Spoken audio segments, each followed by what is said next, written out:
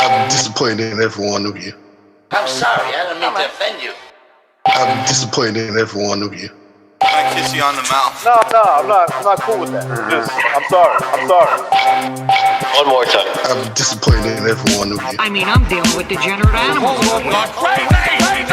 I'm disappointed in every one of you. Disappointed in every one of you. All right, come on. Honestly, I can't do it no more. I'm disappointed in every one of you. Let me tell you why. It's gonna be alright, Nicky. Go ahead, shoot. He just killed a little fucking man. What are you going to do about it? Yeah, because you got nothing. You don't got a thing. Yeah, because you got nothing. Lobito! You got nothing. I want to get out. I want to get out of this rat hole. I want to get online. I need BDA Boxing.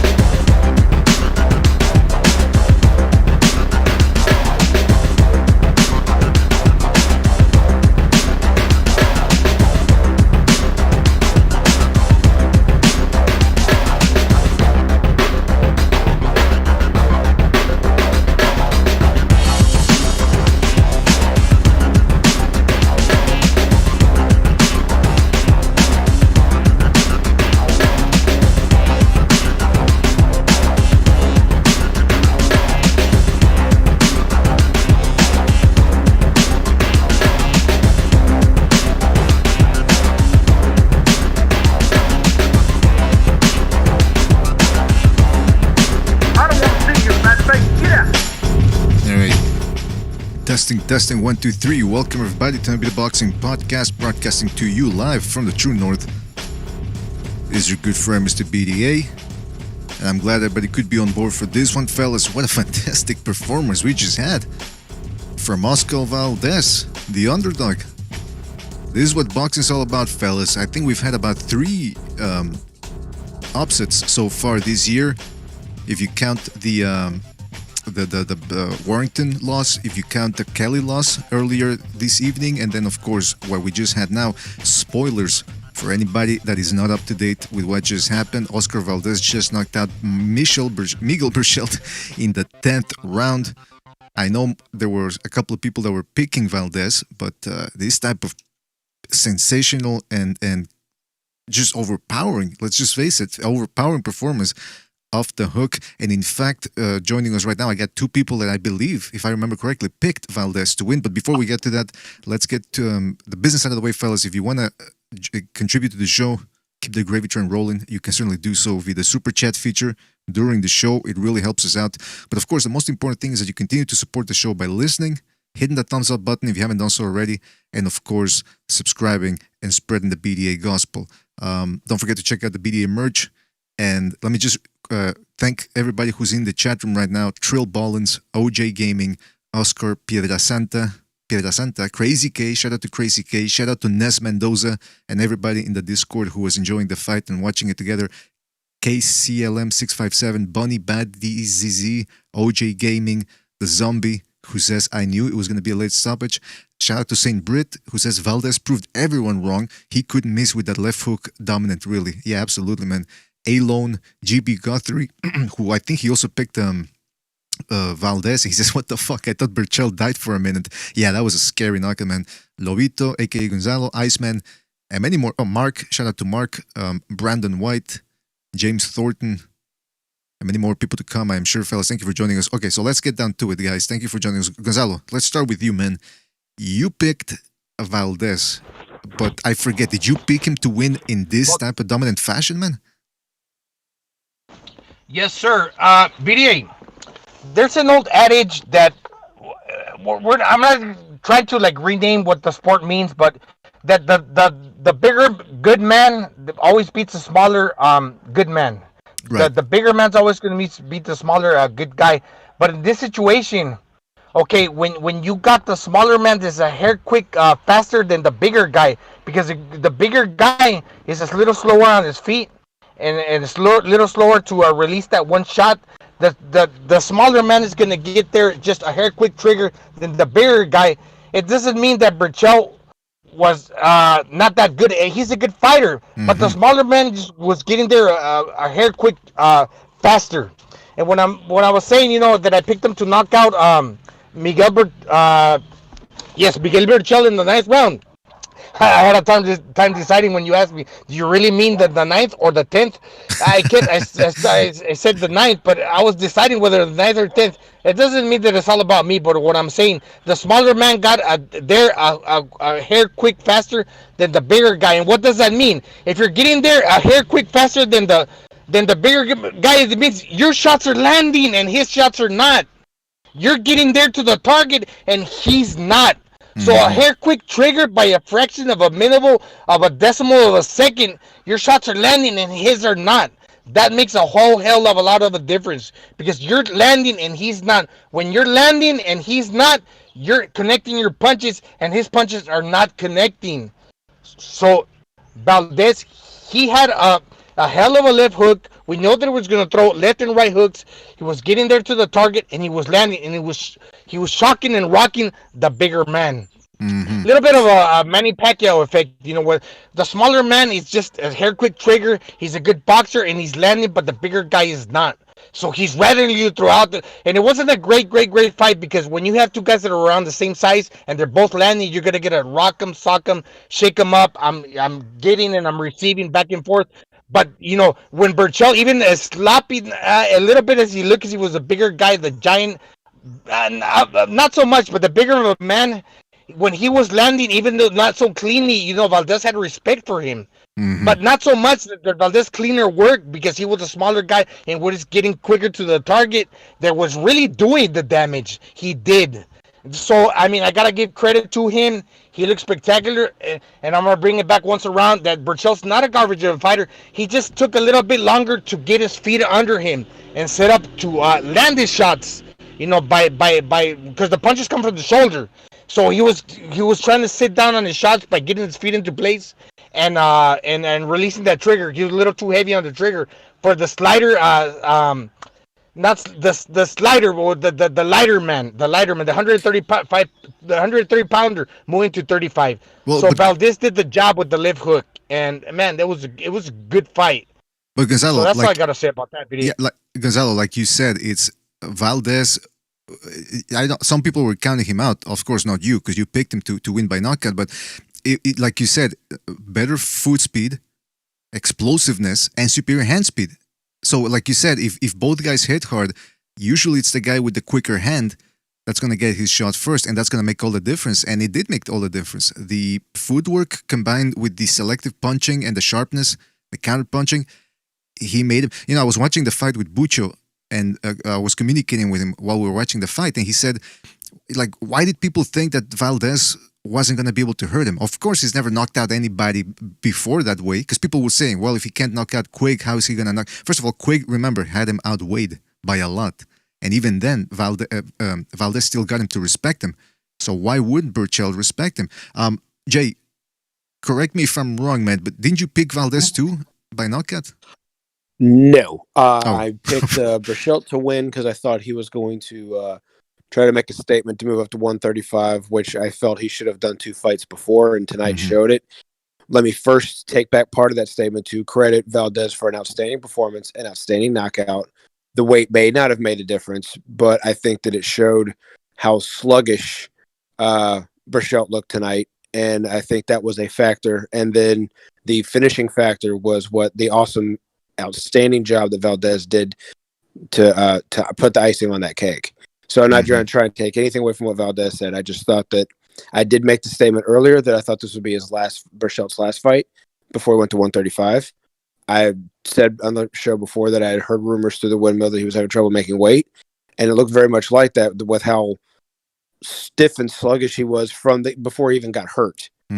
But Valdez did exactly what a outstanding fighter is supposed to do when that gets exposed. He finished him off, and he finished him off in devastate knockout of the year fashion. Hats off to him completely, regardless of whether weight was a factor or not, and on the rest of it. He came to win. He came to prove people let me wrong, and he definitely did it. Well, I mean, listen, I think the odds, I think we talked about this in the last podcast, that the odds were about 3-1 for Berchelt. But that was the indication that it wasn't like a 7-1 type fight in the odds, meaning people were giving Valdez a shot to win. And of course, he had the tools to put the win together. And see, that's what I always say, guys. Watch what the other guys got and what he could potentially do. Because some people say, well, he's never fought this way before. He did show flashes of this type of brilliance against Quigg and against Servania, but it was in this fight that he put it all together. You know what I mean? So sometimes we can't necessarily see it, but the ingredients are there for a great recipe. Right, Gonzalo? Yes, and BDA, can we just touch a little bit on the footwork? Because not that I've been saying it all along, but a lot of people say, well, and I'm not thinking, well, we're going to talk Canelo camp, Eddie Reynoso camp. He was landing a good jab, but as far as the footwork, when a fighter's got to chase another down, we'll say, oh, the Mexicans are usually like slower on the feet, but this was two Mexicans fighting each other. What I saw, that it wasn't so much the chasing the other fighter down, is landing and touching down on the canvas to set up to land the power shot where he was a little slow, because obviously he's a little heavier. So to get into position, to touch down on the canvas, and then to sit your feet down to later, when the punch is coming from the shoulder, it's just taking him a little bit of a fraction less slower than the smaller man. The smaller man's going to be a little more nimble. He's going to touch on the canvas just a little bit faster to release the punch. Valdez was getting there faster. So a little bit of a slider of a difference from weight class to weight class, the old adage that the bigger man is going to beat the smaller man. Yes, I agree. Because we saw that even a sloppy, I didn't want to use that word, because I'm very careful when talking about boxing, that even a sloppy Berchelt kept the Valdez wary, but the smaller man was touching down on the canvas with his feet faster. Than when the punches came from the shoulder, he was getting there quicker. So when the crisper, the snappier shots were getting there, Valdez was really getting the edge and getting the work done, right? And that was the big question where Berchelt, honest, what I'm going to be honest about Berchelt's chin. We know that he'd been knocked out on the first round before. Big, strong men, usually, and I heard somebody say, I'm not saying this is a stereotype, but like you said, stereotype for a reason. Power punchers, sometimes when you bring it to them, there's always some questions to be answered. And he fought a hell of a fight, but still, the smaller man with the power, the level got there, right? And you know what else, Gonzalo? It was the footwork opened, because like you said, Berchelt always had those lack of those holes in his defense, and you exacerbate that by making the other guy frustrated. And like you said, how did Valdez frustrate him? With great footwork, made him miss, made him get even more desperate, and that his already lackluster defense while he's punching became even more deteriorated even further rather, and that's when he got him with those big hooks. And do you think he never recovered from that sixth round, or I forget which round it was when he first got dropped? But do you think he always left them stunned after that? I think it was the fourth round, and it didn't look like his legs ever fully recovered.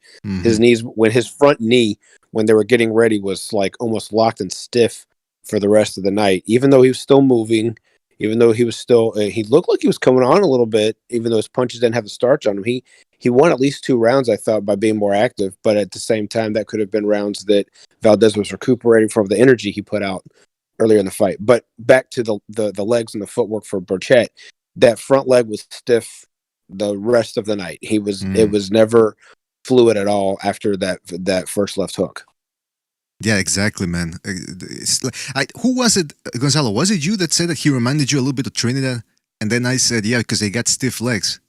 And they somebody else. I think it was the man that's speaking right now. I don't know if it's him, but his voice sounded so familiar. It's Jay. It wasn't me. I think it was Jay or the boxing chief. That was not me. I think the man speaking now said that. Well, first of all, okay, no, but Gonzalo, I'm saying Jay is the guy on right now. Remember the Navy guy? He used to be in the Navy. Yeah, was it you that said that it reminded you of Trinidad? I think it was, even though you didn't get the cigarette, but you said that at least. Okay, it wasn't Somebody Jay. did, Then. It not wasn't me. Jay. It wasn't me either. Somebody mentioned it, and then I said, don't remember this conversation at all. So this is the first time I'm hearing. So. Anyway, let's Might have forget been about Boxing Chief or that OG that called I the am other Boxing day. Chief. All right, this is I- Might Boxing have been Chief. Jay. No, I know who you are, Jay. But Jay or Boxing Chief, because Boxing Chief no boxing, but I'm saying Gonzalo, maybe some other guy. Gonzalo. Boxing Chief Gonzalo, is Jay. Boxing Chief is Jay. That is me. Oh, really? That's why it reminded me, because we're always talking on the Discord. I didn't know it was the same guy, but then Yeah. again, you proved my point correctly. It sounds like you're right. Yeah, I'm glad to know that. I'm glad to know. It might have been that OG that called the other night from that sounds like Slugger Slam. I don't know. But hey, Well, hey, in nice to any hear you, event- Boxing Chief. In Yes. any event, Say to you, Gonzalo. in any event, yeah, man. I mean, it's the footwork. Hey, listen, when had Berchelt ever fought somebody like he had those great wins over Vargas and Miura, but those guys were sluggers. He'd never fought anybody that made him that exploited the holes he had and who could make him or who could make them exaggerate those flaws. And that's what Valdez did with his footwork. And by the way, before we continue, shout out to Recognize the Matrix, who donated via the super chat a generous donation, if I might say so myself. And he says, this fight had the feel of Pac versus Barrera 1.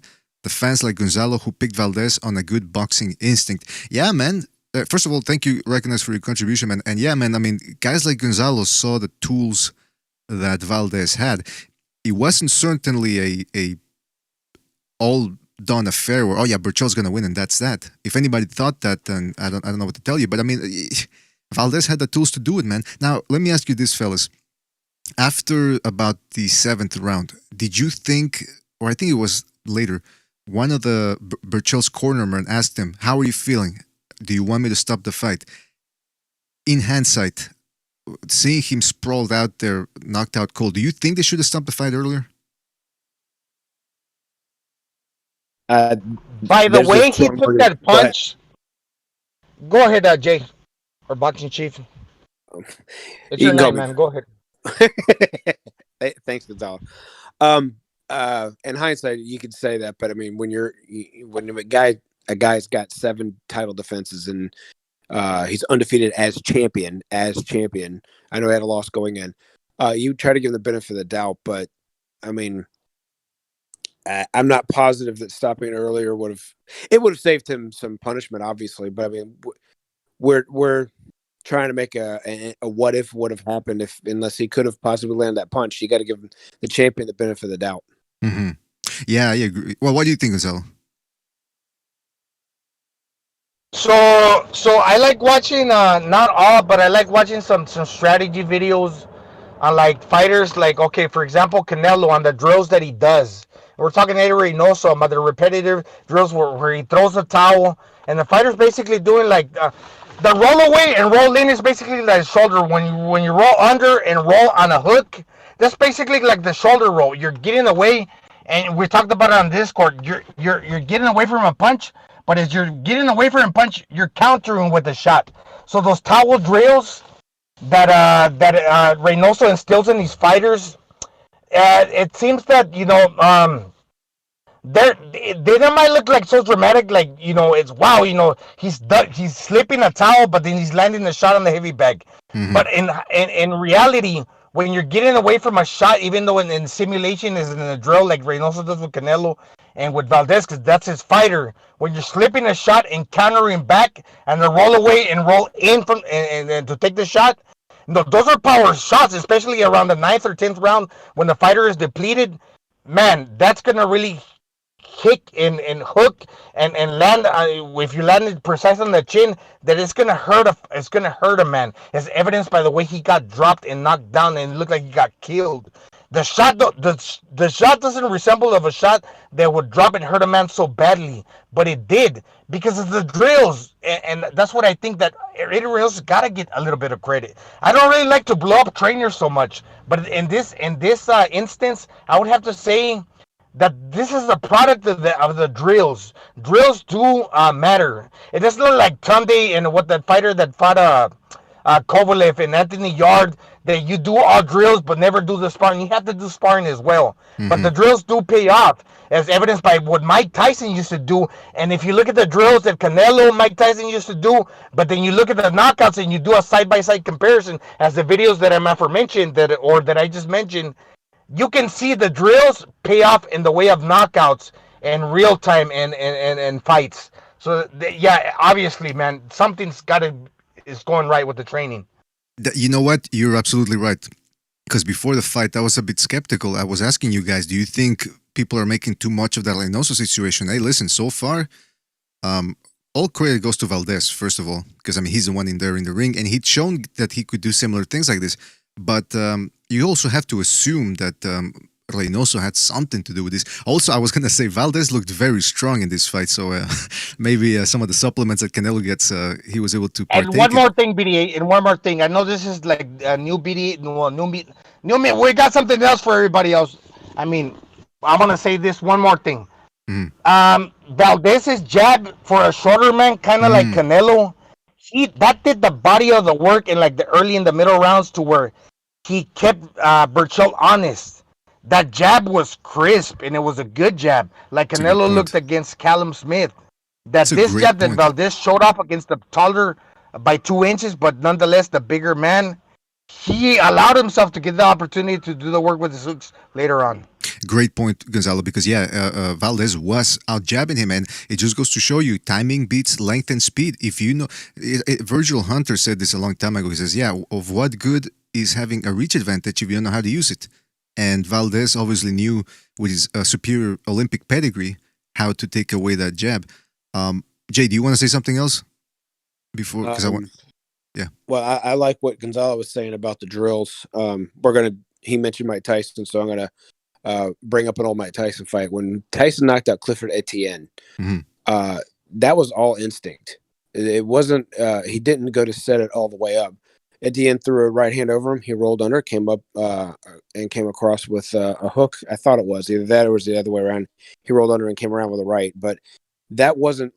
He didn't force that. That was all 100% instinct, and it came from the drills that, Gonzalo was talking about.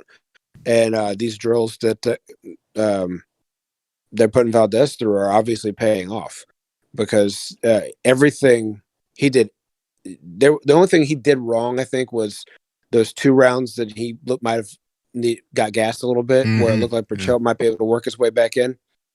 And those weren't clear, decisive rounds for Berchelt. Because I thought they were, but someone could have scored them for Valdez still the same. So we had it was 10 rounds, almost all dominated by Valdez based off of the work he's been putting in, and it's showing. I mean, that he dominated a good fighter tonight, and he dominated one-sidedly, and that's not just a knockout of the year, which it right now is, but that could be a highlight reel for possibly all time because it was just boom, crush, just a ton of bricks falling down. It was amazing. He stayed upright for a millisecond, unconscious, and then finally flopped on the ground. It was beautiful brutality, man, to say the least. It looked kind of like what Martinez did to Paul Williams. Yes, a very good comparison. Absolutely. Listen, we got some phone calls. Everybody that's on the line right now, hold on for 2 minutes. I just want to get them recognized. We just dropped by and apology meant too. Recognize. Thank you for being on, and thank you for your contribution, by the way, man. Really appreciate it. What did you think about tonight's fights? Or the fight, rather, the main event.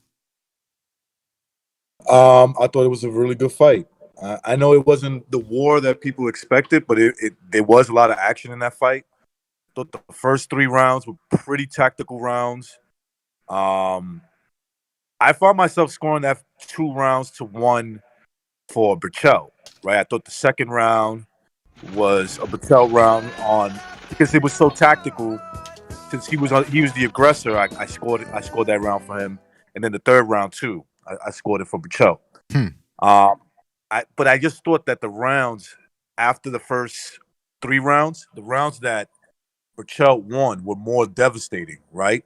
It's like he just wanted to gain. I think the first 3 rounds he spent it on timing him and getting a range indicator, so that way he can land those big shots on top of his, like around the head area.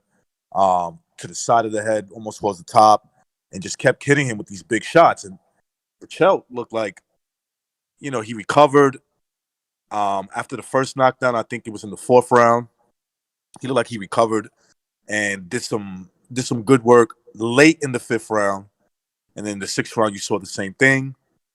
But it just kept getting worse because the rounds he was losing in devastating fashion. He was getting hit with those big hooks, and I like Valdez's footwork, man. His footwork was pretty good. Phenomenal. Actually, it was really good. Especially like in situations where he was coming off the ropes. He did a lot of stuff really good, and I think Berchelt was a little sluggish in that fight, but credit to Valdez for exploiting that, and fucking landed that devastating knockout. I think the knockout was more. I think he knocked him out. I don't know if he knocked him out cold or he just stiffed him, and Berchelt's feelings were like devastated, oh shit, I can't beat this dude. I'm out. No, I think he was out, man. I mean, No, he was out. Yeah, the way he flopped face first, man. Apology, man. How about you, man? What are your thoughts on what we just saw? Hello? Yes. Well, yeah. Yeah, see, I was on Mark's stream yesterday, and even though I picked Berchelt, I always knew in the back of my mind Valdez was the better fighter. You saw that in this fight. People were hyping Berchelt a bit too much, I think. And the only reason I went for Berchelt because despite Valdez being the better fighter, he was so flawed. And, we saw he'd been knocked down multiple times in this fight. He begins to fade his defensive flaws. But Berchelt himself is not like a king of defense either, and his punch is horrible. And I always knew, and I should have went with my gut instinct Valdez, but I picked Berchelt. And Valdez, when this fight looked good, worked jab, worked the timing, tried to get Berchelt's timing, eventually got it. Berchelt recovered, and I thought, okay, here we go. Berchelt's going to take over. Because this is the fight I saw, like Valdez going to win early rounds, Berchelt's going to win later. But credit to Valdez, he stuck in it. There were a few moments that were iffy, but he showed a bit of heart, kept going, showed good footwork, good jab, and then eventually finished them off. Yeah, he showed good conditioning and heart in recovering, but it just looked like he was never gonna come back from that. By the way, before we continue, man, let's don't forget to hit the like, people. It really helps us out. So hit that thumbs up button, fellas. Hit it, and then hit it some more. Now, before we continue, fellas, let's go to the phone lines. We got a lot of people who want to speak their mind about this. Let's go to 773. You're on the air. 773. What's on your mind? Oh shit! Hold on a second. All right, go ahead, 773. You're on the air. Night of the upsets, huh? You got my favorite fighter, Josh Kelly, got destroyed. Then you got Otto Wallin. A lot of people were picking him to get knocked out by Brazil for some reason. I don't know. They're kind of underrating him. Mm-hmm. He looks good, pitches a shutout. And then you got Berchelt. Everyone always tells me about Berchelt. Oh, Berchelt this, Berchelt that. He's a little monster. He's a beast down there. Punching power. And he gets destroyed. So, not the upsets, but what I really want to focus on is you know who. You know who. Adrian Broner. No. You guys act like they like coming out here Josh and crapping Kelly. on English fighters, but Josh, you want to talk about Josh Kelly? But I'm going to because I have to. Another example, more proof. Week after week after week, another privileged, overrated, overhyped, pretty boy fighter from England gets destroyed when he takes a slight step up in the competition. You know what? if he was an Olympian. This dude's supposed to be one of the best fighters in England. He's like one of their prized possessions. He's going to be the next star. They're talking about him. Oh, he's the next Lomachenko, this and that. And he loses to So what the fuck you saying, homie? Regional fighter. Some regional I feel sorry for Steve. David Adesanya, whatever his name is. Very, very sad. Very sad state of affairs over there in England. Well, he and was their trying fighters. he was trying to do the shoulder roll, and I kept saying in the Discord, this guy needs to throw the shoulder roll out the window. He's no, all these fighters that think they're Floyd Mayweather, stop playing around. You can use a shoulder roll every once in a while, but to keep it going throughout the fight, even after you're getting plastered, flush in the face, I mean, yeah, that's trash right there, man. That's trash. But listen, Kevin, I wanted to ask you, man, are you watching the Broner fight right now? Because I hear he's getting in trouble a little bit with the janitor. No, I can't watch it while I'm talking to you guys. I'm too focused. I got one task at hand. Talk to you about Josh Kelly and his bum performance. Yeah, that's right. That's how important you are, BJ. Where's Stu at? Where's Stu at? He's gonna come on here and cry some more and hate. Oh, you don't be saying See, I that. told you. Yeah, that's I what feel I so thought. sorry for. That's what I thought. More examples. Josh Kelly, Josh Warrington, Callum Smith. The list goes on and on, but I'll keep telling the truth, and they'll keep getting offended. Listen, Kevin, we'll see if Josh Taylor. Yeah, he always. We'll see if Josh Taylor is able to shut Kevin from Chicago's mouth. Otherwise, the UK is in trouble. He might be able to. He might be able to. Yeah. Yeah. He might be able to, man. But you never know, man. I mean, it's Ramirez ain't no joke. He ain't no joke. All right, let's go real quick. We got another phone call here. Let's go to 719. 719, you're on the air. 719. What's on your mind? It's the Brotherhood. Yeah, I told you. You didn't tell me nothing. Shut up. I told y'all Valdez was gonna whoop that ass. You ain't saying nothing, man. Hey, but Yeah, Brotherhood, I did, Brotherhood. Man. Don't give me my motherfucking credit. Recognize. You ain't getting no recognize. fucking credit, man. You ain't getting no damn You better credit. You better recognize. You better recognize. fool. Recognize my boxing genius. Bow down, peasant. God damn it. Hey, Brotherhood. Well, who was that said I'm probably picking the darker skinned Mexican? Who said that dumb shit? That was Stu. Wasn't that Stu? Right, Yeah, I picked the light skinned guy. He whooped that ass just like I said yeah. he was. I said he was gonna stop him late. You Now, picked give the me my light skinned credit. Mexican. Nah, I'll Yeah, give you I'll damn give right. Brotherhood credit. Hey, but I'll give Brotherhood, Brotherhood. I asked you on Friday's episode if you were going to place a bet, and I think your connection crapped out or something, but did you indeed place a bet?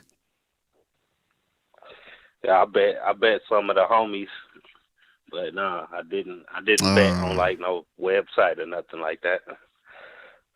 So The Mexican, Nah, nigga, Mexican fuck homie? you. I should be getting $200 pretty soon.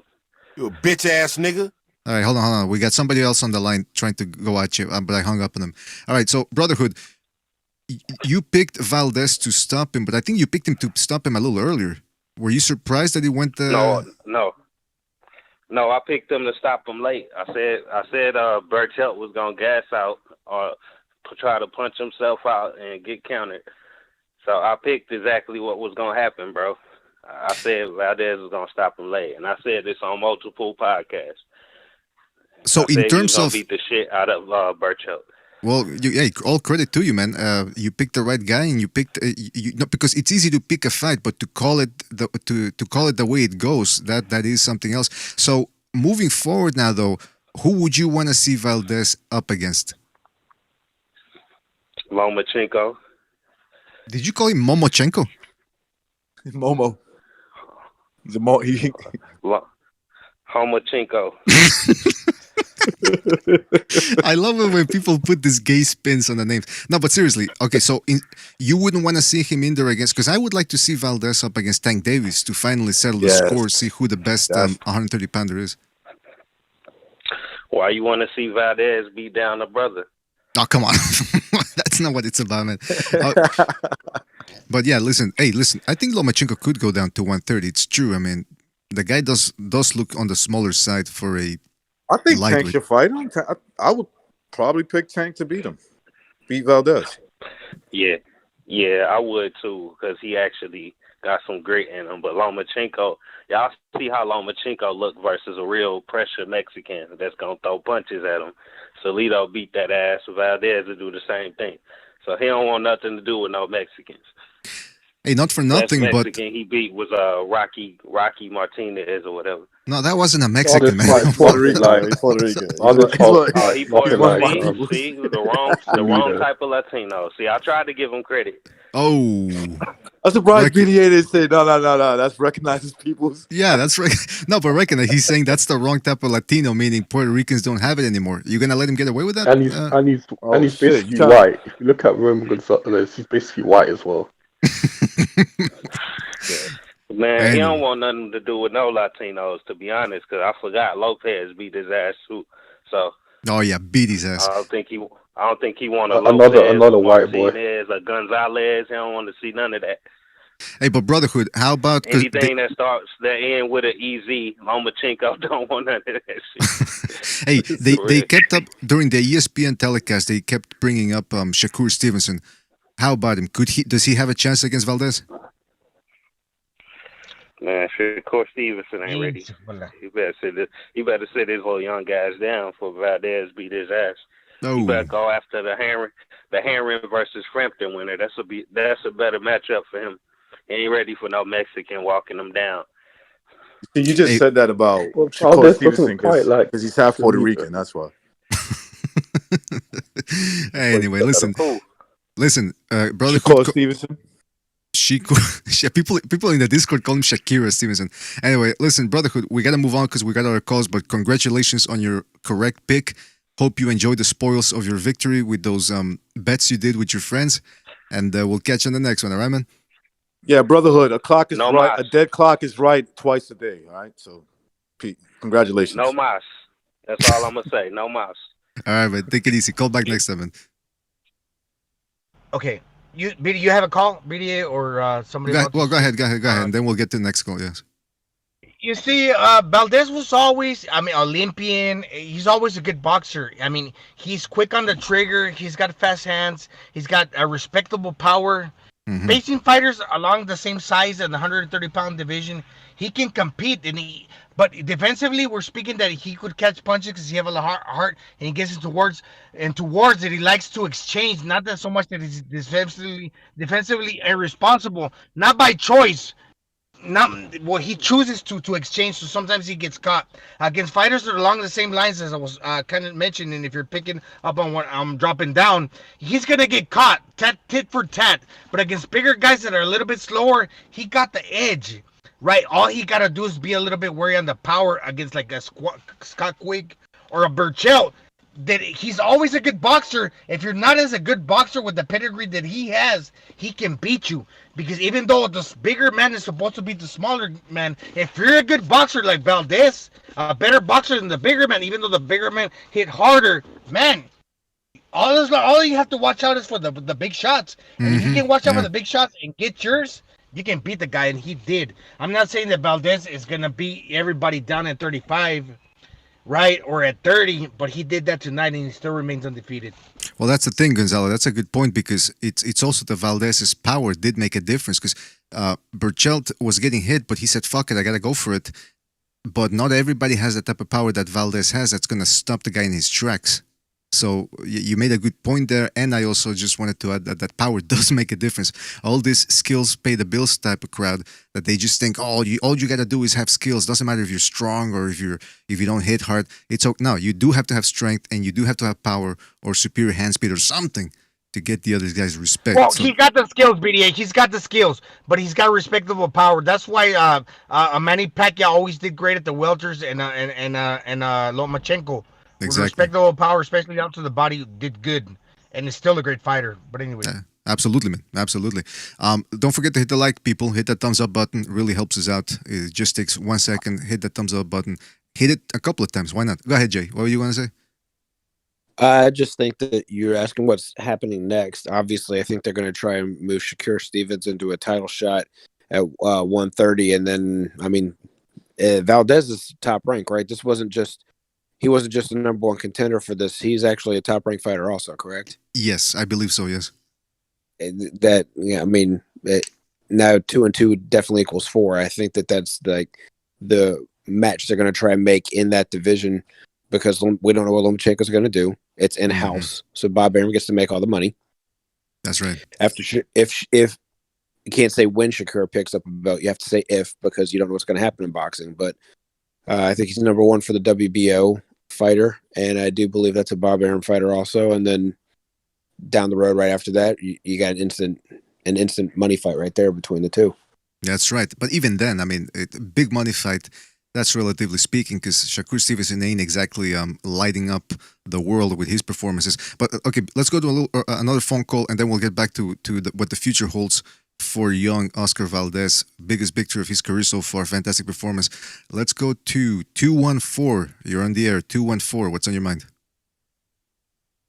Man. Well, the fight was. I was impressed with Oscar Valdez. You know, he was a good boxer. He showed that his boxing pedigree, and showed that, you know, as a boxer, Berchelt, you know, he's very lacking. Like, he was chasing, Valdez.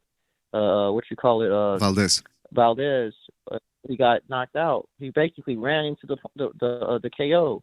Mm-hmm. And, you know, he never really got going for me, because one, the jab was he started bleeding. I can't remember from the nose. I'm like, the jab was a big problem, and then he would add the left hook with it, and he was good with the left hook. Man, that left hook is a thing of beauty that Oscar has. And you know, he never got his straight punches off. Berchelt. Berchelt, and even when he did, it's like it was a little bit out of range, and it didn't do as much damage as it should, because he was kind of Valdez was backing up. You know, for guys like Manny Pacquiao, like, it works for them because they're pressure fighters, and he gets the full extension. But, you know, Berchelt never got the full extension for his straight punches, and if he did, it was just touch. It was just touch shit. You know, nothing really substantial. And his hooks, Berchelt's hooks aren't that good from what I've seen. You know, very wide. His hooks are way better. Very wide hooks. Yeah, and he'd never fought a guy who had this type of. He'd never fought a guy before who had this type of head movement and this type of footwork, and he made him miss and miss and miss. It was a beautiful performance. You know, I don't know who it was, whether it was Tim Bradley or Andre Ward that said he looks weight drained. He's talking about Berchelt when he was throwing his punches. Was he having problems with weight? Yes, he was. He was. Right. You see, I didn't even hear about that. Well, Jay said okay, let me rephrase. I have heard that he was having that. I can't put that in documentation that I've read it anywhere. Rumor mills of the people I've been talking to have been telling me that, and I've also been saying that he was already talking about trying to move up to 135. Other than the stuff that I heard tonight saying he wanted to break Chavez's record at 130, I wasn't hearing more about the fact he wanted to move to 135. Add in the fact that he went 146 tonight unofficially. Yeah, that's a sign that that's a sign that he might have been having those problems. But again, as you said yourself, and I think I said it earlier, Valdez did exactly what he was supposed to do by exploiting these and showing us what you do when that happens. Right. You take it to the guy. If he's weaker, you make it show he's weaker, and you do it by beating him down like that. Agree. Well, he stepped into the ring weighing 146, but prior to the fight, before stepping onto the scale, he said he had a hard time. But he said, doesn't every fighter have a hard time making weight? I've had a hard time making the weight before, but this is just like one of those times once again. But then doesn't every fighter always go through the same thing? And I wouldn't say that he was really like weight drained, that this was any other different than any other fight he has had, because there was like 2 rounds in the middle of this fight that Valdez was, even though Berchelt wasn't as refined, he looked a little sloppy because obviously he was facing a faster, smaller man that was going to get to the target quicker. You know what? Valdez was looking like Willie Pep, a really small man trying to evade the bigger man's shots. Right. And he was looking a little wary. You know, this guy, he's not so crisp, but he's not landing, but because I'm not giving him an opportunity. But nonetheless, he was still remaining cautious. Because, so I would have to say half and half. Not fully wagering, maybe just a little, but not entirely. Well, listen, it's that punching. Listen, some people are saying, somebody in the chat was saying, oh, come on, BDA, Berchelt was wagering. Okay, let's say he was having trouble making weight. Bottom line is he made the weight, and Valdez wasn't letting him touch him. Whether he had made weight comfortably or not, I doubt that it would have made that much of a difference. I mean, Right. Valdez, Ultimately, it's your job to when you're fighting. If you're a champion at a certain weight class, and I'm not nitpicking at him, but let's just say if he did, because I'm only bringing it up because I heard, like I said, it was either Bradley or Andre Ward said he's punching like he's weight drained, and I found it odd because I didn't hear nothing about that. But the weight, him gaining weight, like 140 over 145. What was it? 146. Excuse me. I don't see that as a big deal these days because that's what boxers do. But it could be a sign of a guy who had problems making weight, and that's his job because he is a champion there. So exactly, yeah. I mean, caller, who would you want to see Valdez up against next? Lomachenko, Shakur Stevenson, Tank Davis, if they could make that fight happen? Maybe JoJo if he could get a win. But yeah, I think him and Tank Davis. I think maybe Valdez needs a little bit more fights at maybe 1 or 2 more fights before he fights Gervonta because Gervonta's a beast at 130. This fight showed me that Gervonta would have beat Berchelt. This fight, Gervonta would have beaten Berchelt. I agree. I was actually. I've always said that I think Gervonta could beat the best guy at 130. It's just Mayweather got to fucking stop being I think it's more Mayweather. He's just got to stop being so nervous about Gervonta Davis. Yeah, he's got to stop being a bitch with Gervonta. Stop being a bitch. Yeah, stop being a great fucking point, bitch. man. I'm glad you said it, man. Glad somebody fucking had the balls to say it. It's true. Because look, Taylor could have been all the glory that Valdez is getting right now. Could have all been Tanks, man. 214. We got to move on to another phone call, but thank you for calling in, man, and we'll catch you on the next one. All right, man? All right. Take it easy, man. Thank you for calling in. All right, let's go to another phone call here. Don't forget to hit the like button, people. Thumbs up button. 407. You're on the air. 407. What's on your mind? Yo, what an impressive performance by Oscar Valdez. My heart was rooting for him, but I had Berchelt in 10th. But look at how the tables have turned. Absolutely, man. It's hey, listen. Most people were picking Berchelt, but Valdez was a live underdog, man. He had the tools to make it happen, and he put it all together. Were you surprised, though, that they let the fight happen after, that they didn't stop it 2 rounds beforehand? Me and my dad were very concerned about that, and apparently they were gonna stop it after that round, but last second that happened. From what I heard in the commentary, the corner was planning to stop it right after the round, but then So honestly, my prayers go out to Berchelt and his family. That looked very concerning. No, that was very concerning. And honestly, I really hope we get Valdez Stevenson because I honestly think Valdez could beat him. Hey, listen, first of all, when it comes to Berchelt, he just needs to walk it off. He'll be all right. Don't worry about him. But in terms of Valdez versus... BDA, but what do you think he's going to walk it off after that? I'm sorry to interrupt. After that knockdown, that knockout, is he going to recover and be himself again, ever? I was being facetious. I was being facetious there. I know you are. I know you're the man, BDA, but I'm throwing that out there for the public. What do you think? I'm not the man, first of all. That was a career-changing kind of knockout. We've seen it about Melvin Taylor. Seen it from Felix Trinidad to Fernando Vargas. That was a career-changing beating right there.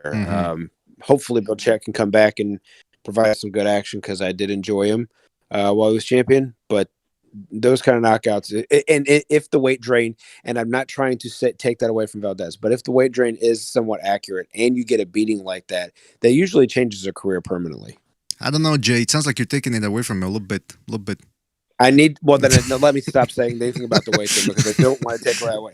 That was an amazing knockout, and he deserves all credit. But when these things come into play, happened to Roberto Garcia. He was having trouble making 130. He got knocked out twice. That's true. His career. That's true. And you know what? To your point, Berchelt already has leaky defense, and so far he's been able to get away with it because he's so tough. But like you said, this type of shocks and short circuiting of the brain. It's the type of knockout that leads to more knockouts for some reason. Nobody's ever yet to explain why exactly that happens, but yeah, man, it's true. It's just the damage. Like the thing about getting knocked out is that it means that the brain can't take it anymore. So my theory would honestly be that the brain is just too scared of taking the same kind of damage like before. Yeah. Or what could happen is the Manny Pacquiao effect, right? Like Manny Pacquiao got slept. It looked like it was. If you guys remember back then, that was late 2012, I want to say. Yeah, he got knocked out, and it just. I mean, Manny Pacquiao's a different level, but it's still he's still a human being. It depends on the person, but I don't think Berchelt has what it takes to get over that. Yeah, at least Pacquiao had responsible defense, underrated defense. This guy, he just goes in there with his chin up in the air. Caller, so I think you mentioned Shakur Stevenson. So you think Valdez actually spanks Stevenson, right? I don't think it spanks, but I think Valdez beats him in I wouldn't want to say a war because Shakur style, but I feel like Valdez could stop him after a competitive fight. Oh, geez, Luis. All right, there we go. Do you think Top Rank has any confidence in Shakur right now against Valdez? I think they do. It's just that, like, maybe give Shakur a couple more competitive fights because, like, a lot of the guys were, like, B or C level. Give him like, a top-tier fighter or, like, A- B+ fighter. No offense to Christopher Diaz or any of the other guys that he's fought, like, his big wins, but, like, Valdez could be a very dangerous fight for him. That's true, absolutely, man. Hey, listen, after tonight, you gotta consider him a dangerous opponent. Listen, we gotta move on to another phone call, but thank you for calling in and call back next time, all right, man? Appreciate it. All right, y'all take care. Have a blessed evening. You too, man. Have a good night. All right, let's go to we got a weird phone number here. I think it's from a Skype call. 111. You're on the air. 111. What's on your mind? Hey, man, look, listen. Valdez basically just exposed all the flaws that a lot of people never saw on Berchelt. I mean, the dude gets hit too much. He trips over his own feet a lot. And I'm not even talking about tonight's fight. I'm just looking at all his past fights and whatnot. He's offense, which is exciting, but he really has no defense. And he was, like, tailor-made for Valdez. You know what I'm saying? Like, a lot of people sleep on Valdez, but if you look at the level of competition Valdez fought compared to Berchelt, Valdez, I think he fought the better competition. And then on top of that, he makes adjustments even when he gets in trouble. Well, you know what? It's not just necessarily that he fought better competition, but he fought guys that were like Berchelt, like strong guys like Cervania and Quigg, whereas Berchelt had never fought anybody with the fundamentals that Valdez had. So you're right. It's true there. I mean, he'd never he exposed the holes because it's easy to see a guy's holes, but to take advantage of him is a whole other endeavor. And Valdez certainly did it. Who do you want to see Valdez fight next, or who would you rather see him fight next? Rather, I mean, I'd rather see him do the Shakur Stevenson fight. I mean, Valdez was already talking about, hey, let's make the fight. I'd rather see him and Shakur go at it. By the way, because I got to check this out, because Valdez is 5 feet and a half, I think, according to BoxRec. And, 5 feet and a half? No. Yeah, I think Wait, so. he's only 5 foot? Yeah, sure. That's it? Yeah, didn't you see Berchelt looked 2 inches taller because he's 5'7"? Shakur Stevenson is you mean 5'5"? Okay, 5'5". Yeah, I think you said 5 feet. No. It's a midget. No. Hey, listen, they have Shakur Stevenson as 5 feet 8 inches tall, so that's about 3 inches. Yeah, it's tall for the weight class. Yeah. So definitely tall. Berchelt was like 5. Berchelt was like what, 5'8"? 5'7", I think. 5'7", yeah. Okay, 5'7". All right, okay. So about 2 inches taller, naturally bigger than Valdez, and Valdez still slept him. So, caller, would your dream scenario be Shakur Stevenson versus Valdez, and then the winner hopefully takes on Stevenson? I mean, on Tank Davis. Well, my thing is, I'd rather see them two fight now because Shakur Stevenson, he only got many fights before he actually moves up. So I'd rather see this fight happen now And yeah, the winner could take Tank Davis, but I don't think Tank is gonna fight. Like even if, like let's say Shakur wins, Tank ain't gonna fight Shakur. He's not gonna fight him because he's Shakur's too slick for him. Oh, but do you think, hey caller, do you think that's Tank's doing, or you think that's Mayweather's doing? I think it's a combination of both. I think, like with Mayweather, since that's like all promoters, right? You got so much money invested in your prize fighter, you want to kind of like build them up so much or whatever. But it's really up to the fighter. If the fighter wants a fight, he's gonna say make the fight. That's true. That is true, man. Unless Mayweather there's several promoters out there that will say, do like what they did in the Rocky V movie. You're going to fight who I tell you, when I tell you, and how I tell you. And Tank Davis is one of those that follows exactly what Mayweather says when that happens. Because I can't imagine Tank. I can't imagine the way Tank fights, the talent that he has, that he would be scared to box another man in the ring. Exactly. No, it's he's explosive like Mike Tyson. Go ahead, caller. I ain't gonna say hold on. another man. Go ahead, caller. Caller, go ahead. Me? Yeah, you. 111. Oh, okay. Yeah. Yeah. I'm not gonna say like, boxers scared of this fighting. I think what boxers, I guess, what I mean as far as being scared, it's not scared that you lose. It's scared of the aftermath. Once you lose, are you gonna be be as marketable as you were before you actually lost the fight? I think that's where that comes in, because a lot of times, you see that like even in UFC, like somebody like Conor McGregor, once he lost, his market value started going down, and down. When he started losing to top competition, his value wasn't even as high as it was no more. So I think that's what the fear a lot of boxers have is once you take that loss, can you still sell fights? Yeah, I think also it's the internet doesn't help. Some of the fans out there don't help. You lose once, and it's this guy's a bomb, this guy's this guy's that, and it's come on, just let these guys fight. It is a different world, man, compared to back in the days with the internet and sort of like you've got to use social media as an outlet to sell, their product. The boxer being their product. So having a Twitter or Instagram or Facebook, shit like that, comes with criticism. So it kind of like I don't know what that feels like, but I kind of wonder if that does affect them. Oh, but at the same time, like the caller was saying, the fighters are usually worried, can I still sell? Because this is how they make their living. Yeah, Arturo Gatti was the exception, not the rule. He could lose a fight and still make millions of dollars coming back again because he just was exciting. And he was even when he lost, it was always an exciting fight. Some fighters just don't have that psyche to come back from. Many of them today don't. Valdez, a Triple J boxing chief, aka Valdez, was always an exciting fighter. I mentioned that before the fight. He was facing a bigger man, although a brute of a man, he couldn't go tit for tat. Still delivered an exciting performance when it was all said and done. Knocked him out, got the result. A boxer puncher, because I always thought Valdez was a good boxer. With the decent left hook, he got power. Against Shakur Stevenson, that's a slick fighter.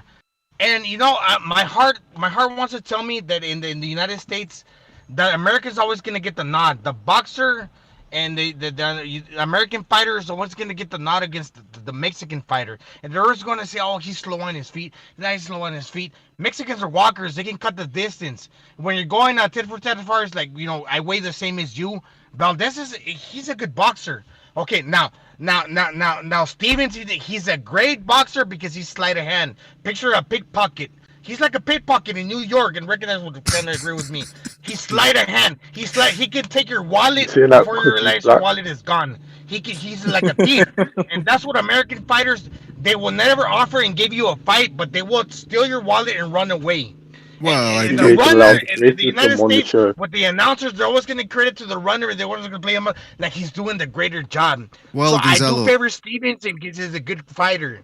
When he fought Berchelt, a bigger man, that Berchelt was a brute of a man. He was like the giant, a little more heavier on the foot and landing down. So he beat the giant of a man, even 2 inches taller. But against Stevenson, that's a pickpocket right there. Oh, good gracious. That's Yeah, but listen, Gonzalo. I mean, I think Errol Spence would disagree with that about just being a Yeah, Errol pickpocket. Spence is the G. Yeah, but That anyway, listen. motherfucker fights. He fights Caller. toe to toe. No. But Stevenson doesn't. We gotta break it down. Stereotypes mean something, but we gotta individualize. Stevenson's not a fucking. He's not a toe-to-toe fighter. You're absolutely right, Gonzalo. I'll Right. Yeah, you're So- right. But That's hold why on, I agree with the word. fellas, But hold he's a on. pickpocket. Fellas, hold on. Before we continue, caller 111. Anything else you want to say before we move on? Because we got other callers here. Oh, okay, yeah. Hey, man. Thanks for inviting me on, man. And I appreciate the videos you be putting out, man. Especially when you be exposing, the LDBC guys and whatnot, man. I really enjoy those and whatnot, man. But thanks for having me on, man. Thank you, man, and credit to Bucho for those videos. Glad you enjoy them, man. Take it easy, man. Have a good night. Spence is from Texas. He's a Mexican style. He's a left-hander to the liver. But All right, not Gonzalo. saying that the stereotypes mean something. Give me 2 minutes here because we got a whole bunch of people wanting to call in. Don't forget to hit that thumbs up, fellas. Hit the thumbs up. Let's go to 929. You're on the air. 929. What's on your mind? New York. Yeah, how you guys doing? Good, man. Is this my David? No. Shit. I thought it was my David. Don't you talk about my David? All right, go ahead, caller. What's on your mind, man? No, I just wanted to congratulate these two warriors, man. Oscar Valdez. Virtuoso. Oh, is this Virtuoso? Yeah. Sorry. Hey, I Virtuoso. didn't mean to this myself. Do me a favor, man. Yeah, You sound Virtuoso. Do me a favor. You sound muffled, man. Are you on speakerphone or something? Your phone is muffled. Do I sound better now? Well, keep talking. We'll tell you. Go ahead. All right. Yeah, it must be the speaker volume. I don't know. Man, I'm really impressed with Oscar Valdez. I thought he was like just on the tip of his toes all the whole time, but like setting up trash for him and just pumping that jab. And Berchelt, listen, it's not that he got exposed. We've been knowing that he's been having trouble moving his head. He's not really a stick and move type of guy. He comes forward and throws and bangs with you. But I just think he just takes way too many punches as he gets older. You know what I mean? And it's like, it's a recipe for disaster because I think his style is just not, it's like wrong for, like, Valdez's style, like, just wrong for Berchelt. The way he was just moving around and just flipping his head and just fighting behind that jab, was important to him, Right. And he really talented us, man, because we really picked him, we really overlooked his talent, we really did, and we, Hey, Virtuoso, sorry to jump in, but because you sound really muffled, man, and people, I can hear you, but people in the chat room, they can't hear you very well. You're not on speakerphone, are you? No. Sorry, I can't hear. Right. What did you say? Are you on speakerphone? No, I'm not on speakerphone. Okay, because you sound very. I'm actually wearing my headset. I don't know. Yeah, you sound very muffled. Virtuoso, you're sleeping. Pick your head off from the mattress because your headphones are pressing on against the mattress. That's why you're sounding muffled. Yeah, that could be, man. Get up. No. Hold on. Because I'm actually sitting up. Hold on. All right, actually, stay on the line. Work something out. Stay on the line. Let me go to another phone call. I'm gonna go to another phone call real quick, but stay on the line here. Let's go to 832. You're on the air. 832. What's on your mind? Hey, BDA, how do I sound? You sound fantastic, my friend. Go ahead. Hey, man, I just want to ask Gonzalo, man, do you think that Eddie Reynoso has changed Mexican boxing forever? When you think about the classic Mexican style, I think modeled after Julio Cesar Chavez, the come forward, very offensive type style. I think that now Eddie Reynoso has changed the game. Everybody wants to fight like his type of fighters, man. Everyone wants to be the smart pressure come forward with a lot of movement. What do you think about that? Yes, I wanted to say yes, but first of all, even before you asked me the question, I had something to say to you. It's Mr. BDA. Yes. Hey. Right. I'm gonna tell you why. Because he has the word in Spanish called injundia. He's got a lot of pizzazz to the voice. I agree. No, it's not that he's picking off to where he is picking off to where everybody else left off, because in generations we were always learning from the 80s, from the 70s, from the 60s, and we're always learning from our predecessors to we're picking up. We're always learning. It's not about a race thing, but in the Mexican style, okay, Guadalajara, they used to think this guy's a TJ, and when you're learning the body punching and toe for toe, yes, when we're mixing off defense against he did. Okay, Reynoso's a great trainer. They're gonna credit that to Mayweather. A lot of people are gonna say, "Oh, yeah, I did." He didn't entirely learn from the defensive style from Mayweather. He did not. This was coming a long time before, but I'm not gonna speak about that because a lot of people are gonna criticize me. But I'm gonna speak about the injundia, the pizzazz in the voice from round to round. The dude is solid, man. Reynoso. Do you think Freddie Roach? He got Parkinson's. He's a great trainer, and that's a special place when he's training other fighters like that. He doesn't have Parkinson, and he becomes a better man and a disabled man as Freddie Roach. But an entirely capable man in Reynoso with the pizzazz in the voice and the character.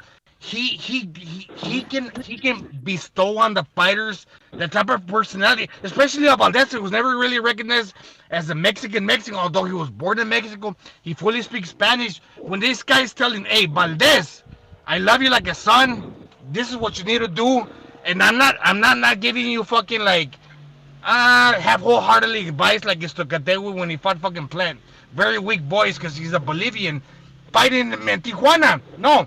He entirely instills in the fighter the feeling and the sentiment that he needs to feel when he's fighting the fight. Hey, Gonzalo. I'm gonna couple that with the last thing, the drills. I'm not a big guy on drills, but Mike Tyson and with the drills that he's doing with Canelo and repetitive, they're playing off. If you can follow, if you can listen, you can do. If you cannot listen, you cannot do. But he's listening. Hey, Gonzalo, let me ask you this. Gonzalo, let me ask you this, man. First of all, you keep saying pizzazz. You can also say panache. That's another synonym for that. It goes panache. Well, injundia is like the rally cry. I don't know. Maybe. Injundia, bro. Injundia. But hold on. Injundia, like I put the fire in you. All right, let me get to the caller. You know what? If you want to the caller,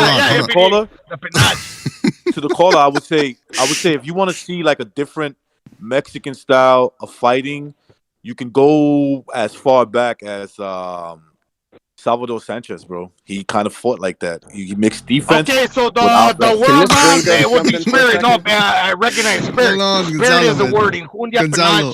Spirit's a good word. Jeez, Gonzalo's pumped, man. It's because you know what it is. Because usually we get no one can get a word in with him. Day, man. No, it's because I was always a good English Spanish speaking not translator, but I always got that high scores in my tests. I recognize why would that word be spirit. Right, Gonzalo, let me explain something here. Let me explain something. It's because Gonzalo, right now, let me explain something. Usually we get Gonzalo, it's night when we do the show here. It's night for him over there. But right now it's daytime. So we're getting 120% Gonzalo right now. We're getting his final form. We're not getting the lukewarm Gonzalo that you guys might be accustomed to. So, hey, caller, let me ask you this, man. Who do you want to see Valdez fight next?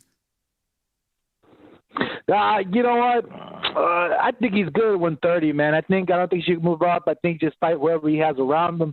Shakur would be good, a good name, because Shakur will probably become a big star later on, and to have that name in his resume, if he can beat him, it's going to look really good on him.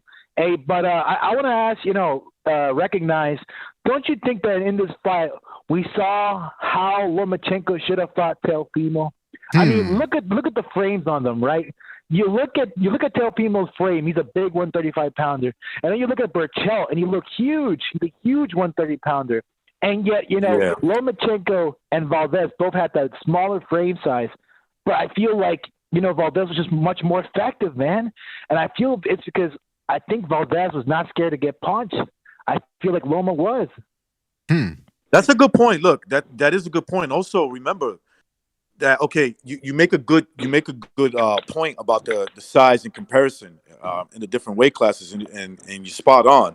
The only difference is that Teofimo was not going to fall for that. That's the only difference. He's very patient fighter. He's willing to like wait there, and as soon as Lomachenko would have tried anything like that, there's a chance he would have been, he could have gotten hit with a big shot. But your point is right on, because when you fight a big guy and if you're afraid to punch him because he's big, you're gonna lose rounds. And Valdez had the right game plan for that. Well, something has punching power has something to do with that. And Valdez has actually got more and is more believes in his power a lot more than Lomachenko Yeah, does. pound for Again, pound, he might be stronger than Lomachenko. Always right? said Lomachenko is like punching power wise is like Jeff Harding. To the head, okay, yeah, he might sting you a little bit, but to the body, he hits like he commits like no other. But he didn't do that against Teofimo, and when you don't have the same confidence that I'm gonna turn this fight from one punch to the shot to the head, like Valdez did have tonight, that's a different story.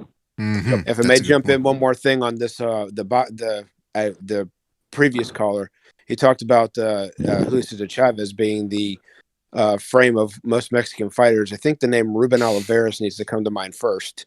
That's right. And as far as trainers changing the way Mexican fighters fight, I think he needs to remember the name Nacho Beristain, who trained both the Marquez brothers and Ricardo Lopez, who don't fight anything like your traditional guy. Also, I just want to drop that in there. Boxing Chief, interesting point about that, and I don't know if I'm even trying to prove a point, but that frame never carried well to welterweight. Did it right? We're talking Canelo Alvarez, Saul. That's a different story, but you were talking about something else. But anyway, hey, listen, never did carry above 140. 832. We got to move on, but anything else you want to say before we move BDA on? is my last point. BDA, I want to make my last point, man. You know, there's a certain demographic of people that think that boxing is always corrupt against them. You know, I don't want to say who they are. You know, let's say they're good at playing basketball. But to them, I would say watch the Adrian Broner fight. You know, watch that Adrian Broner fight. Just one of the ugliest fucking robberies you've ever seen in your life, man. Wait, caller. What did you score the fight? I totally missed it. I'm interested in what the caller scored that fight. You know that Puerto Rican guy who hasn't fought almost anybody notable outside of Puerto Rico, who hasn't fought anybody who doesn't eat fried bananas. And Adrian Broner went life or death with that guy, and he doubled every shot. I'm talking about. He doubled the punches and power punches. You know, Broner doesn't throw many punches, but at least he throws more power punches.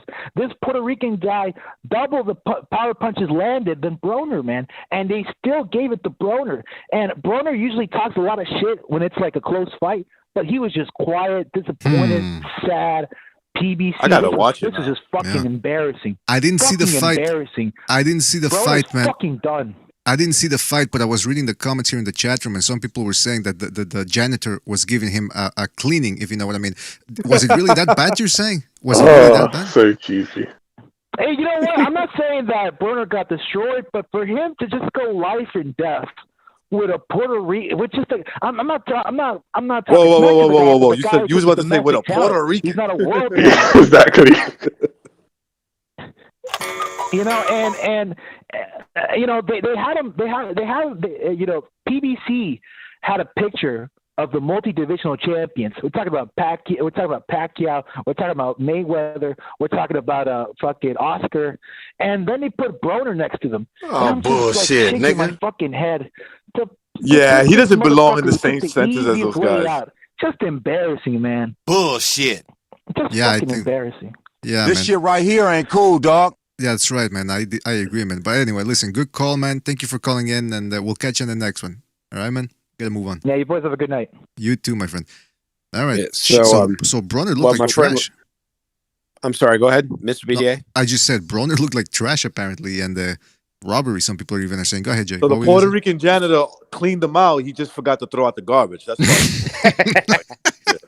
So my friend was texting me while the show was going on. He was saying that both Steve Farhood and Abner Maris both had Broner losing on their cards, and then the scores were like 117, 111, 118, 112 or something like, or not 118, 110, something like that. Yeah, something like that.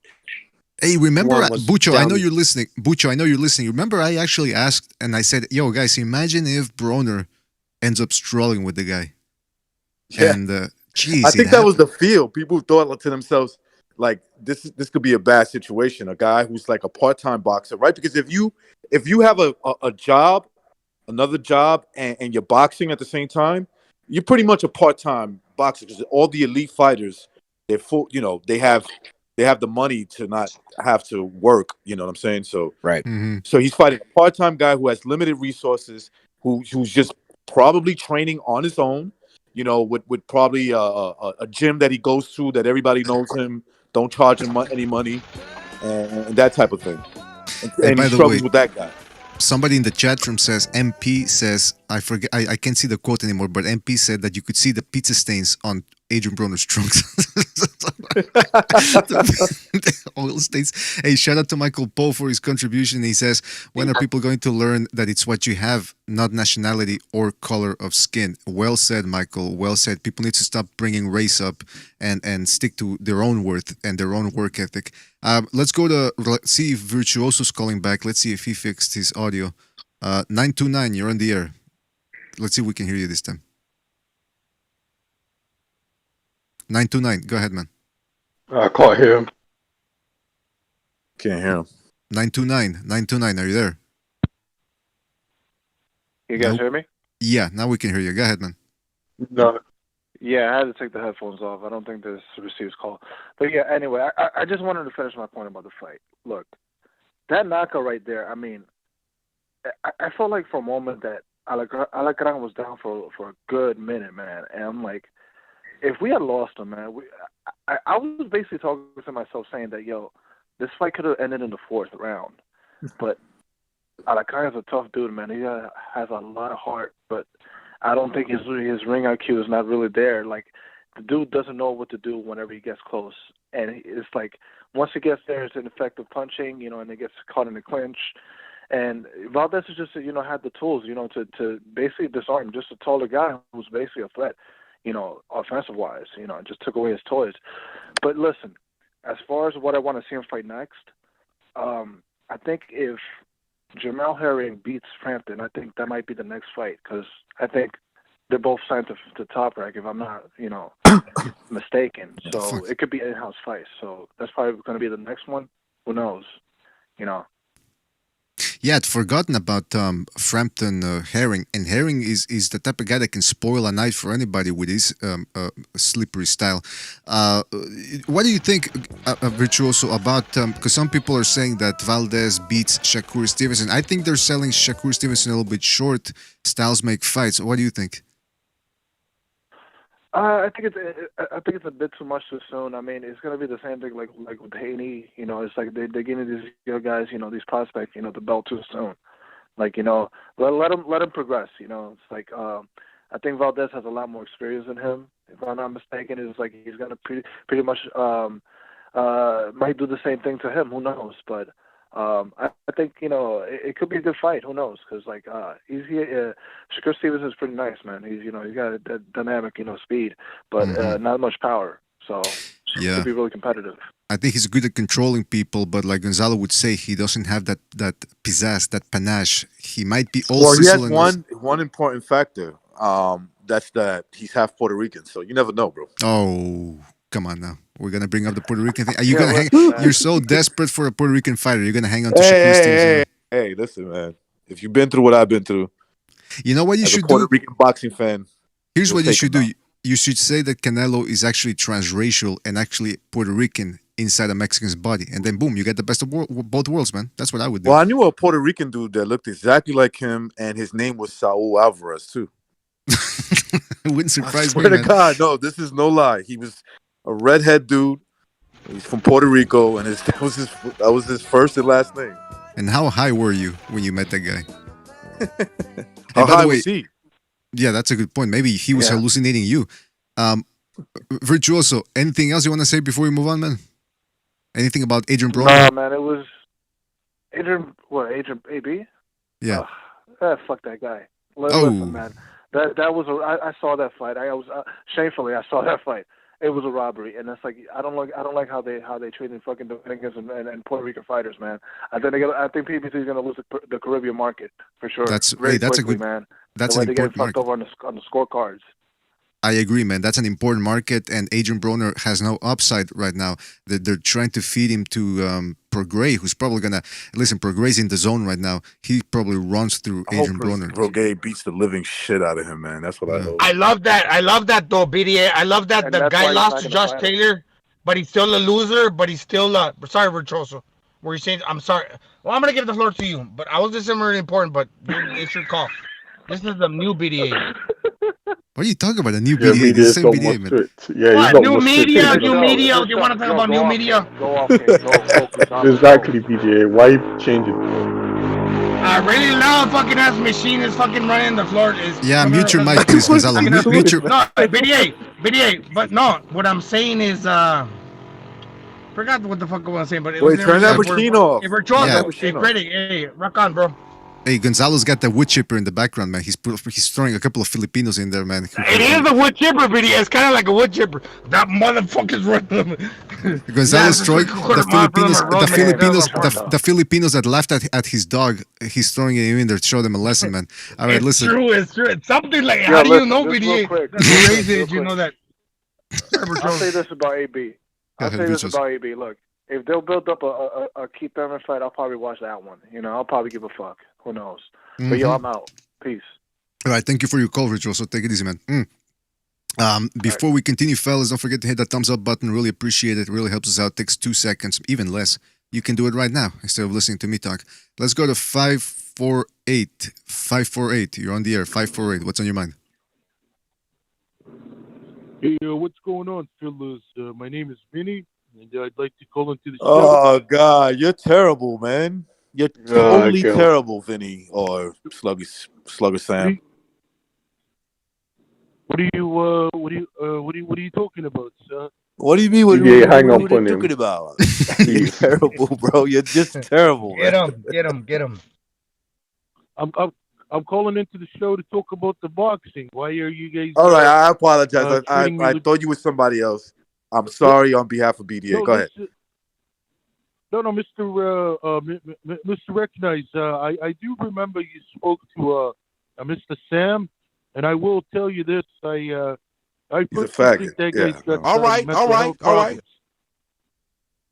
I think that guy's got mental health problems. So don't worry about him. Recognize you're a lot better. For sure, I got that. You know what I mean? Yeah, I agree with you there that he has mental problems. I agree. Yeah, you know that. So don't worry about that Mr. Sam guy. He's a clown. Don't worry about him. But I agree. You got I just wanted to listen, fellas. I won't take up much of your time. Who's leaving, you dumb bitch? Listen, fellas, hear me out for a second. Just give me 40 more seconds before I leave. Fuck you, bitch. Get off. The callers. Just hear me out. I heard Mr. Recognize talking about Puerto Rican fighters, and I just wanted to remind you all that the youngest champion of all time was a Puerto Rican fighter by the name of Wilfred Benavidez back in 1976, and he's still the youngest. Hey. Go ahead, man. What happened? There's a fight going on. There's a fight going on. Fellas, I don't know. Fellas, why can't a gentleman ever just get a chance to speak? No, we apologize. There was a fight going on the phone. There's something more interesting going on than you. Oh, wait a minute. I'm not gonna let you talk to a caller that way, man. Come on, what's the matter with you? Go ahead, Vinny. Take it easy. Yeah, go ahead, Vinny. Call it. Go ahead. Right, Sam. Guys, come on. Vinny. Listen, guys. I'm a gentleman, all right? When I'm calling, just please show the gentleman some respect. I'm not. Well, go ahead, man. Just make your point. All right, let's stop. All right, go let's ahead, go. Go ahead, Vinny. Sorry, Vinny. Go ahead. Listen, guys. I'm not like that scum. I'm not like that scum. Hey. You a bitch ass nigga. Hey, hold on. Go ahead. Chill out, man. Guys, chill out. Wait. Who just called me that? Listen, I don't know, man. I don't know. That's it. All right, listen, we gotta go, man. Slugger. We'll catch you on the next one, all right, man? Because this time, I don't know what it is with you and Saturdays. I don't know what it is with you and Saturdays, but Saturdays you're flat, really man. Him. You're flat. I was trying to be nice. That's it. Till next time, bitch. We gotta go, man. Take it easy, man. I told you my name is Vinny. What do you call me, Slugger? Oh, jeez. What is it with Vinny? Sam, you're terrible. Listen, I hung up on him. Listen, on Saturdays, Slugger, you gotta come up with the primo stuff. You can't just come in here and, hey, this is somebody else, guys. Hey, yo, you know, you gotta do it right. All right. Shout out to Michael Poe for his contribution. He says, Sam, did you see the movie Summer of Sam? is that you? Oh, geez, he's calling him. What was? No, it's not Richard Ramirez, right? Who was the Son of Sam again? No, Son of Sam was the guy from fucking New York. I forgot his name. He's like just going up to people and shooting them. Right. Like The girls. dog told him to. Like girls, I think it was, right? Was Oh, it girls, okay. Sam? Sluggish Sam, if you're listening? His dog was telling him to do it. Right, his dog. That's a good excuse. My dog told me to do it. Yeah, remember They when even Joe had Louis? the movie, the guy was just sitting there looking at a dog, and they had a cartoon mouth going over the dog's face, going "kill," and it was just That happened in the 60s or the 70s? In the 70s, right? I think It it was was the in the 70s. I'm a little off on it. My dad told me all about it from one of the cases he studied when he was at the academy. Oh, was your dad But, a Fed or? Yeah, retired bureau guy. No kidding. He was Back a G-man. when the FBI actually did good stuff, he was part of the FBI. No kidding. No kidding. You Yeah, know, Jimmy back- actually had a run-in with a couple of G-men back in the day. So I think he asked you about that. Anyway, listen. Look, before we go off topic, anyway, BDA, I got church tomorrow. I respectfully request to be dismissed from your show, and thank you for having me on as always. Thank you, Jay. Thank you for coming in, Can't man. let you Thank off, you. Jay. Thank you You for guys the have a insight, good man. night, and I'll catch you on the next one. You too, man. Take it easy, man. Have a good night. Peace, Jay. Have Thanks. a good one, man. Thanks, Recognize. Take care. And Gonzalo, great to hear from you as always, buddy. Absolutely, Gonzalo Gonzalo. Yeah, Gonzalo thanks. fell I asleep. appreciate it. He'll be back. Oh, there he is. Here he is. Oh, there he is. Speaking of the devil. And he shall appear. Listen, with Adrian Broner, though, I didn't see the fight, though. So, did any of you guys catch it? No, I didn't see it. After the Valdez fight, I just stopped watching boxing, man. Valdez and That's gotta be something that it put Berchelt to sleep, but it put me to sleep satisfied. Satisfied because even the guy that Gonzalo, sorry to interrupt. Sorry to interrupt, but you're sounding muffled. Your sound went out. bad. Can you hear me now? Low, very low, man. Hold on, can you hear me now? Just hang up. Just hang up and come back in. Hang up and call back. Hang up and call back. Hang up and call back.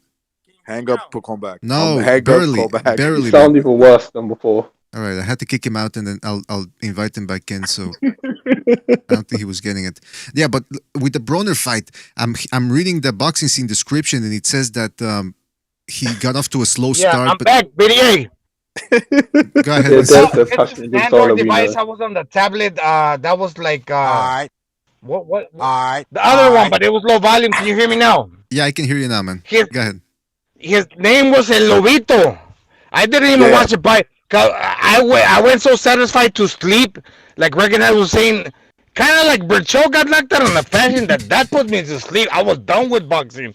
After I seen that dude hit the canvas, and it was kind of like the Canelo drill when he got a kick, kind of hit it when the counter shot. It wasn't flush. It was like the shoulder roll. He got hit when he stepped out and around with it was a hook. It wasn't like the shoulder with the straight punch when you're rolling in the straight punch, when you're hitting the striking it like a cobra. No, that was like a roll under and around, but you're still clear. It's the same as a shoulder roll, but in an angle. That dude got knocked out, that Berchelt, and I was so fucking satisfied that you can call that a night, right? BDA? Yeah. You didn't really need to. We didn't need to stay. Like I had to come in here to start the show to see to talk about the Valdez thing. Broner, I was assuming. BDA, I was assuming. Hold on, real quick. The I was importance assuming. of a shoulder roll to the fans. Hold on. But before I do that, I'll do that, Can you Gonzalo. tell them what a shoulder means? I'll do that. I'll do that, Gonzalo. But before I have to say, the reason why we went on the air, and like you said, the Valdez fight was satisfying because of the knockout. But even then, we all assumed Broner was probably going to take care of business. But I'm not surprised that he struggled with the janitor, man. Then again, maybe the janitor put some Lysol on his gloves or something and actually blinded Broner during the fight. You never know, man. That shit can happen. Well, it was the middle of the night. There was the middle of the night, and then corridors when he was playing that Walkman, and everybody was sound asleep, and he was shadow boxing, thinking of a dream, right? Thinking of a dream that I'm gonna beat that guy like Adrian Broner. Probably. Right? In the middle I'm a janitor boxing when everybody's asleep. I got a dream. You know what? He's probably an ex-gangster or something like Christopher Walken in Joe Dirt, where he's a janitor in witness protection. Remember that scene there where he's looking at himself in the mirror? He goes, "Oh, you're talking to me all wrong. It's the wrong tone. Talk to me that way again." Anyway, listen, we got a phone call here real quick, man. Actually, I think it's Kevin. Kevin, is that you again? Call back to say, Gonzalo, you drunk as a skunk. Cállate. And how about this? Let's keep this party rolling, baby. We're partying all night. Let's go. Keep it rolling. Don't time me out. And don't time me out. You know, I try not to laugh about it, but oh man, what do you thought about the Puerto Rican? He hung up. Kevin? He hung up. Man, I was gonna ask him what he thought about the Puerto Rican. I think he's drunk too, man. I think he was drunk. Yeah, Let's keep this party going. What the fuck is he I talking mean, about? what else can you do when everything's locked down? Speaking of fights, so yeah, listen, Broner, the fact, and like the other callers said, the fact that these motherfuckers complain about racism in boxing, I tell you, it's not about race, it's about money. It's about who makes money. And with Broner, they want him because he's still somewhat a clown. But he's one of the few ratings grabbers that the PBC has. So of course they're going to give him the benefit of that. Yeah. You see, it goes to show you that privilege doesn't work by race, religion, height, or anything like that. Sometimes you could be just an entertaining person, even though you suck at what you do in terms of like your dedication, and people will still watch you. You know? But they're just saying weak money, scared money don't make money. That's gonna prove it. They're gonna play out. Hey, I'll be right back, guys. I gotta go take a fucking piss. All right, so you guys continue on. All right.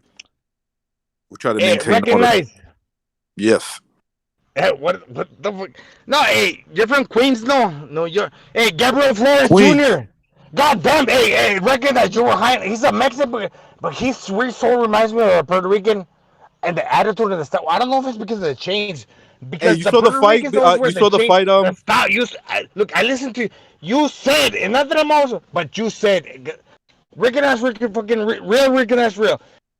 The punching style is like so that's what's the style? So not swerving, but like so. What's his punch? He's a boxer puncher. He knocked this dude out, man. Valdez. How did he knock him out? I'll tell you. Okay, you know what he did? Words. He got the you know what he did? You know what he did finally, Gonzalo?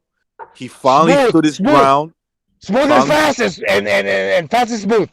Wait. Something like that. Go ahead. He finally stood his ground, right? Because he kept circling, and, you know, throwing jabs, hitting him with a few overhand rights. But when he stood his ground and he let his hands go, he got him hurt. I thought the stoppage might have been a little bit premature, although Valdez didn't have any complaints, right? He didn't complain about it. But you saw, as soon as he stood his ground, this kid, Flores, which tells me he got comfortable. He started to realize what he could do. He got him out of there. He stopped him. I'm going to go a little backward. That Mexican style is looking like a little bit of a, I'm not even going to call it African. I'm going to call it American style. So he's a boxer puncher, but his shots are laying where he's learning from. I don't know if he's training in the Mayweather gym. You got to believe he's a Mayweather fan. And he's taking some pointers off him. No, you right? Also, Ward. Gonzalo, I think you're forgetting. There were Mexicans that fought different back in the days, that the typical style, the Chavez style. Remember, there was Oliveras, there was of course Salvador Sanchez. These guys were way before Mayweather, way before he came around. That's right. I agree, Rick, but what I would tell you is not that I'm cutting you off, but at this point I have to say something. I wouldn't want to advise you to get so far away from the style. I don't want to soar away from the Oliveira, Traton Macias, Zarate, and fucking Sanchez. Even the Chavez were cutting off the ring with Trump guy. Another one, Zarate too. Zarate. We're not trying to swerve away, but what Gabriel Flores is doing, he's incorporating the Mexican and American style. Is that what it is? I just think he's using his own style. Like he's a boxer puncher. Okay. That's what he's doing. He's a boxer puncher. You got to remember too, these Mexican Americans, they mix a little bit of the American style with the Mexican. But don't forget, Miguel Canto was one of the underrated boxers too of Mexico. Barrera, Marco Antonio Barrera, Eric Morales, guys like that. They fought. They were boxer punchers. They could brawl, of course. They were elite brawlers, but they could. Morales changed his style to adapt. When I was well, never mind, some other night. But yeah, no, go ahead. Hey, speaking of other nights, we got the man of many nights, who's been he's seen a little action. He's seen a little action himself. We got Jimmy in the house. On, gentlemen? How you doing, man? Hey, listen. What's happening, man?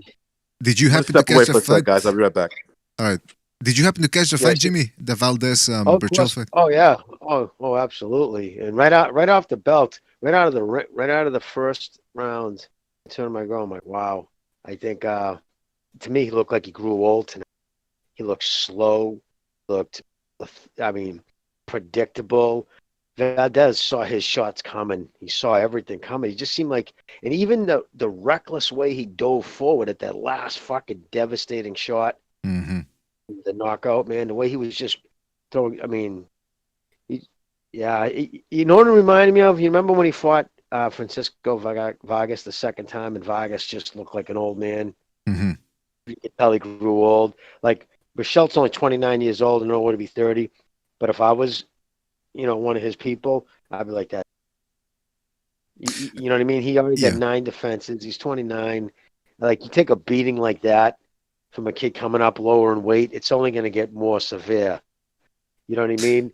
Jimmy. There's only so many of those beatings you take before you start fucking talking stupid.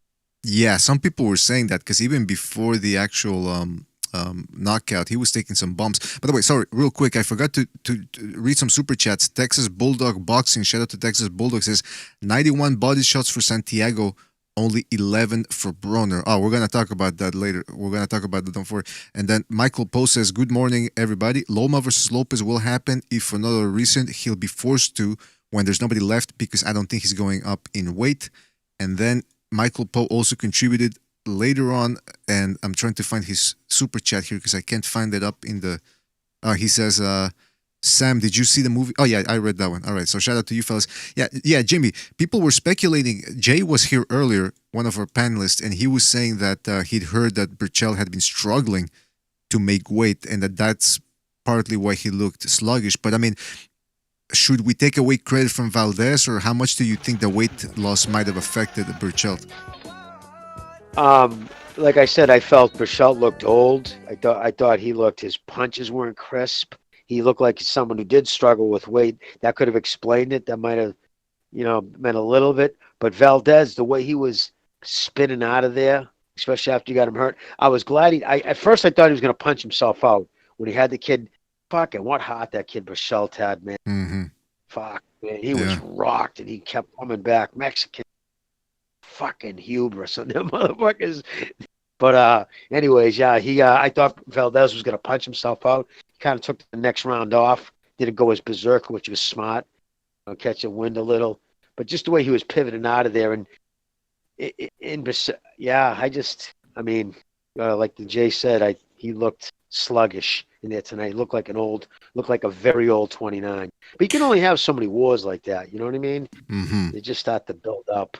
I'll give credit to Valdez, though, man, because Berchelt did look sensational against Sosa. Then again, like Mark said in the last episode, Berchelt did look a little bit iffy against his last opponent, which was some fat bantamweight, who stepped in at the last minute, I believe. So, listen, I can see both sides, man, but I will for the moment, I'm going to go ahead and give credit to Valdez. Also, shout out to Virtuoso for his contribution with the super chat. He says, 2-drink minimum before you can call in. Every caller is shit-faced.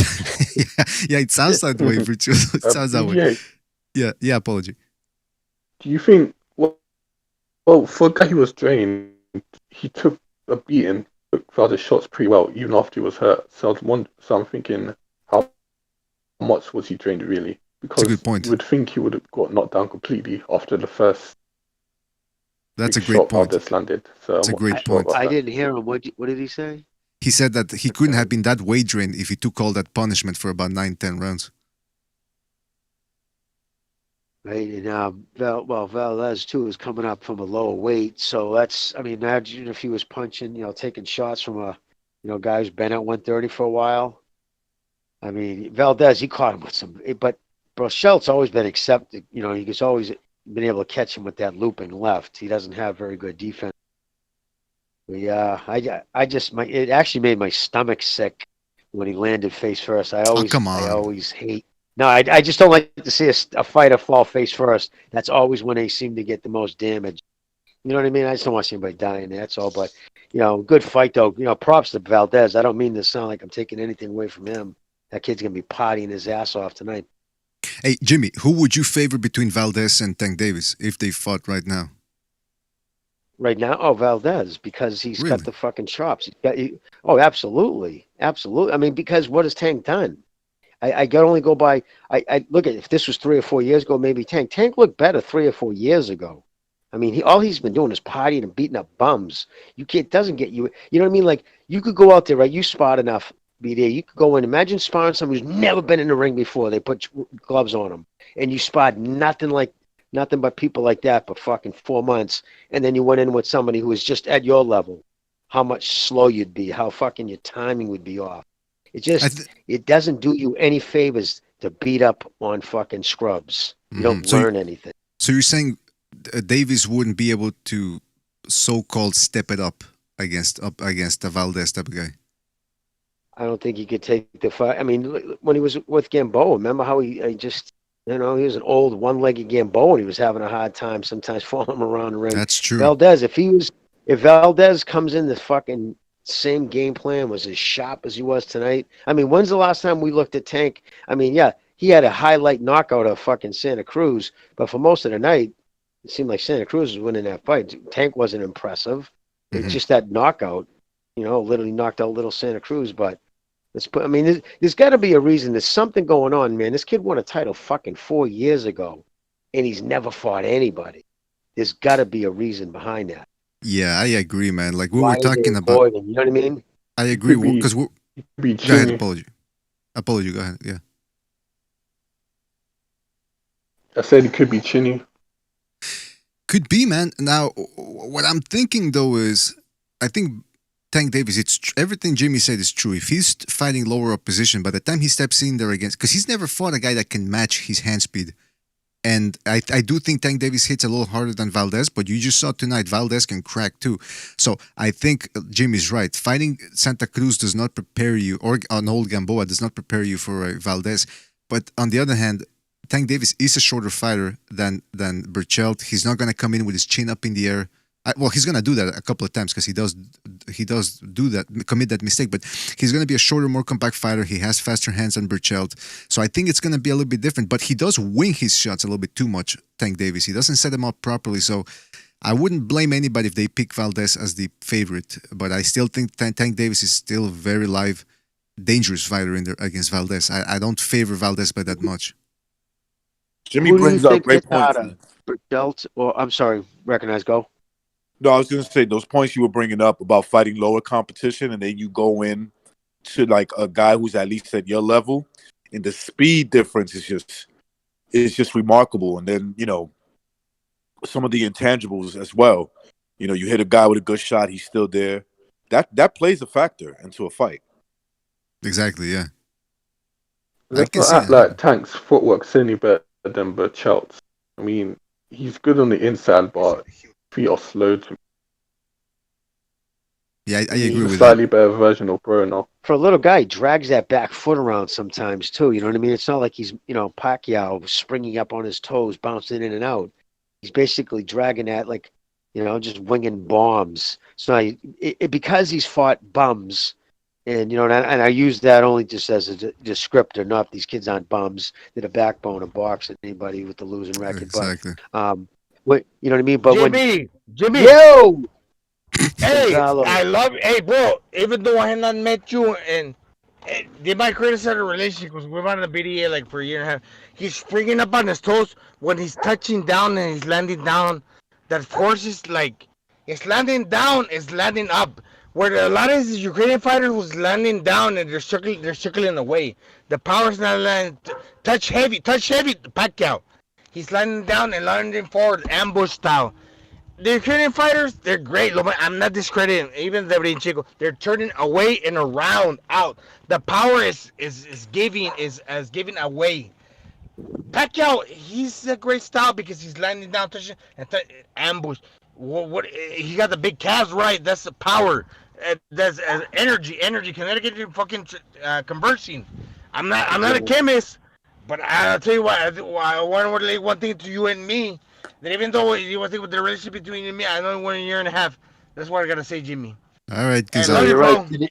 Love you too, brother. No, kinetic energy, 100% right. He has the ability. I've never seen another fighter do it like Pacquiao.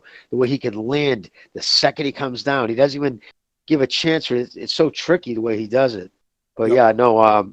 Valdez looked sharp tonight. He looked in the way I never seen him switch so much. He was switching lefty to righty and getting out of there. But you know what? The thing is now, can Valdez, Jimmy, Valdez. Yeah, Valdez tonight. The way he was switching, left he to switched right. trying to surprise the fighter for exiting out that window. Exactly. The window to the left, the window to the right. And you know another thing he did smart? He stayed good. small. He looked good. He stayed small. That was brilliant. When you're smaller, you use it to your advantage. You don't want to step bigger against a bigger fighter because you're going to stretch your body wide that where you're not going to carry the weight up high.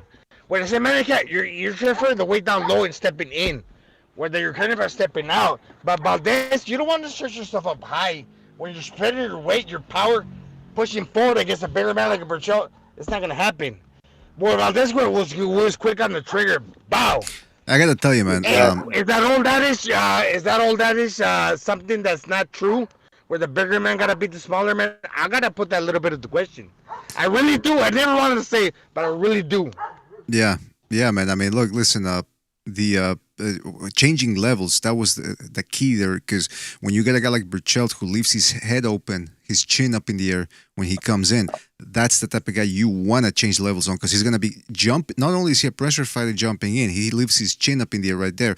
I wasn't sure if Valdez was going to be able to drop him consistently, but he did. And you know what, guys? The other thing I noticed was when Berchelt, by the time the 7th round came around, Berchelt was down by a whole bunch of points, and he wasn't putting in investments to the body. He wasn't doing that type of damage where you would assume, oh, okay, he's going to be coming in late.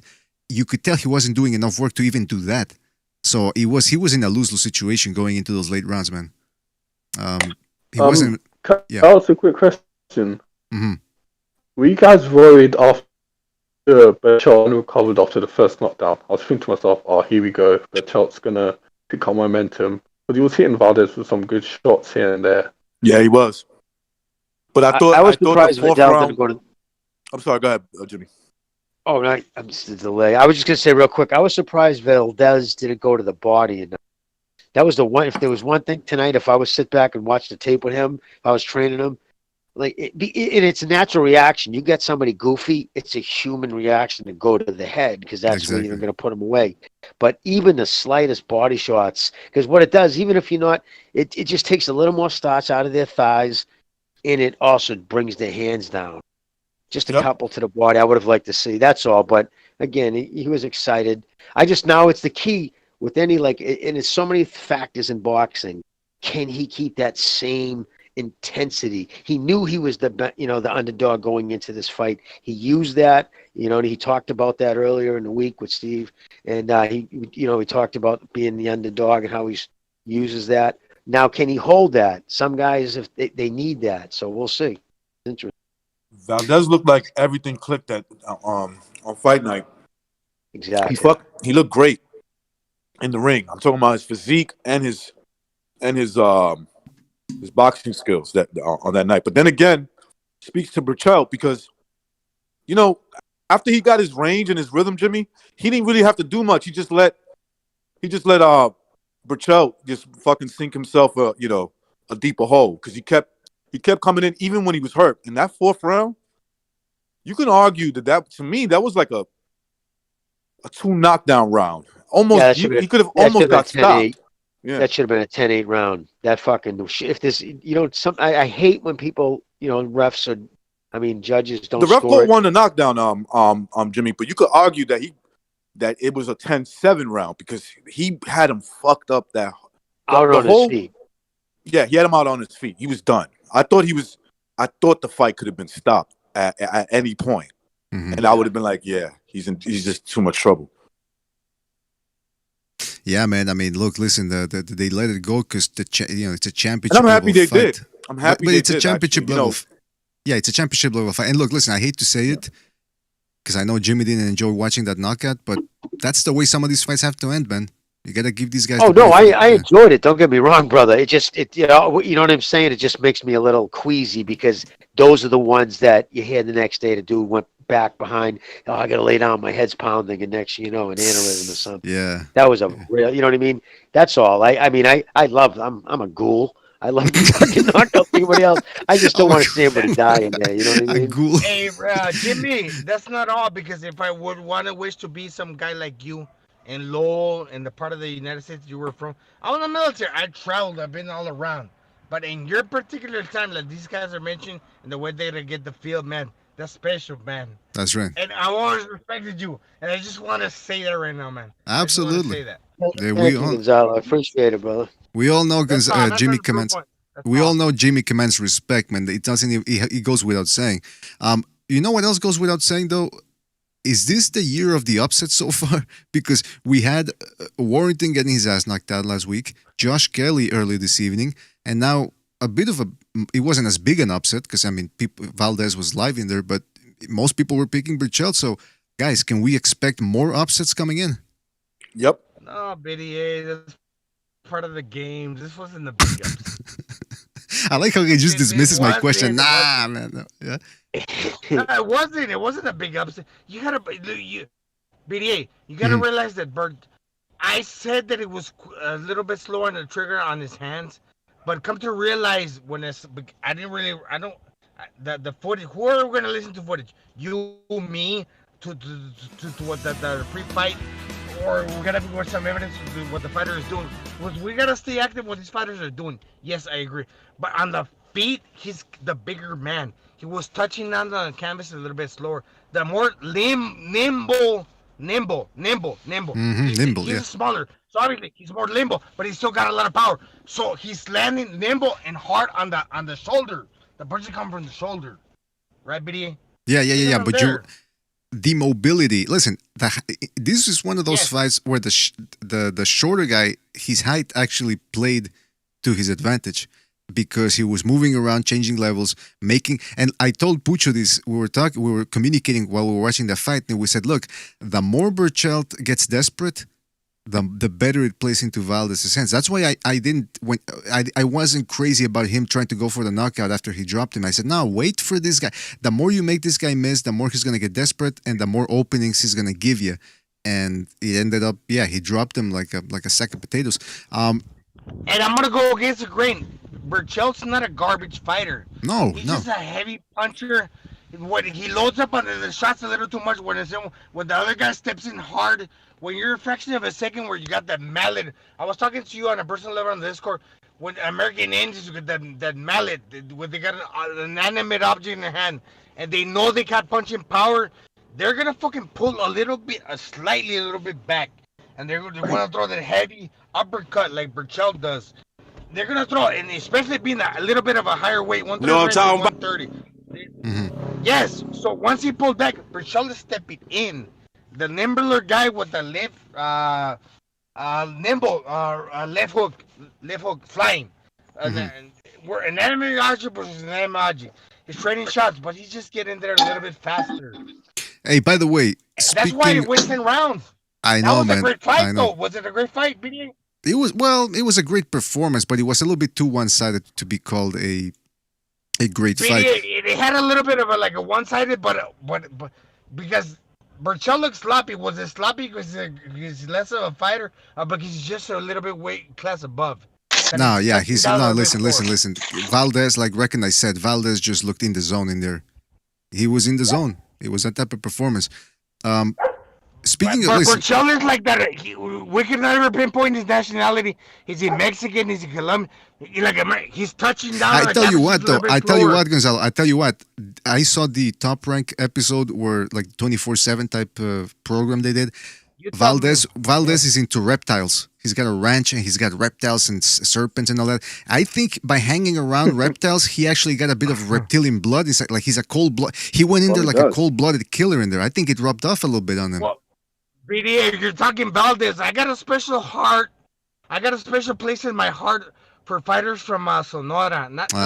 Sonora for that part of for a special reason. But I'm not gonna tell you that right now. Because you used to be part of the cartel. Is that what you're saying? You want to ask me why? I will tell you. But no, I won't ask you. I won't ask you. Listen, Gonzalo. Even Valdez, they're copycats. You gotta take a Gonzalo. You gotta. Okay, I gotta move on here from the subject. Do me a favor. Take a cold drink, man. And I'm water. I'm talking water. Take a cold drink. Cool down, sailor. Well, I'm gonna take a little bite of that poison. No. We're not talking about the fucking Tombstone movie. No. You remember fucking what's that actor? Emilio Estevez, not the guy, the Richie from the fucking the Bamba. No, that wasn't That wasn't Tombstone. That wasn't Tombstone. That was the Billy the Kid, I think, or I forget which movie. No, Young Guns. He's talking about Young a Guns. snake in that movie. Yeah, he's Young Guns, the Indian. Yeah, you're talking about Young Guns. It's not that. Hey, I got a special heart in the people from Sonora, Mexico. I got you, man. I got you. Rocks, all right, Gonzalo. When you don't know Mexican from American. The Finger Rocks. Okay, I gotta kick him out. I'll invite him back in. Hold on. Yeah, but he's drink some coffee, what Gonzalo. you need to do is just drink a nice cold water. Drink. Gonzalo, drink a nice drink of water, some cafecito with leche, man, and you'll be all right, man. But before we continue, man, I want to give a shout out. Cold water first. Yeah, cold water, agua. Listen, I want to give a shout out to everybody who's listening right now. Don't forget to hit the thumbs up button, fellas. Before we move on and get out of here, there's a couple of more fights we want to talk about. Make it quick here. The Broner fight, then. No problem, man. The Broner fight, man. Jimmy, did you see the Broner fight, or did you hear about what happened? Yes, I did. No, I watched it. Oh, I man. watched it right after. I fast forwarded through a lot of it, but it was Broner's just god awful. I didn't see it. I didn't see it. Can you give us a little? I didn't see it. Can you give us a little bit of a breakdown of like what happened? Well, put it this way: first 5 rounds. By the end of 5 rounds, fucking Ronaldo, right? The guy that for Showtime was starting to fucking throw. Yes, that bipolar rock and roller was starting to throw digs at Broner. No, so, and I thought he was. Oh yeah, he was going. I thought we were supposed to see the new and improved Broner. You know, and he was talking about how he was throwing 19 punches a round. The first 4 or 5 rounds, he did nothing. He lost that fight. No ifs, ands, or buts about it. The kid landed literally twice as many punches as Broner. he landed 209-pound punches. He landed 209-pound punches to fucking Broner's 97. How many punches? Broner landed jabs in power punches, 97 punches in 12 rounds. Look, he's a safety first fucking counter puncher, right? Right. Yeah, exactly. So, but he was one-shotting his counter punches. So let's break it down. Broner doesn't make weight, even though, like you said, Jim, in the last episode, he had this fight in the back burner for months.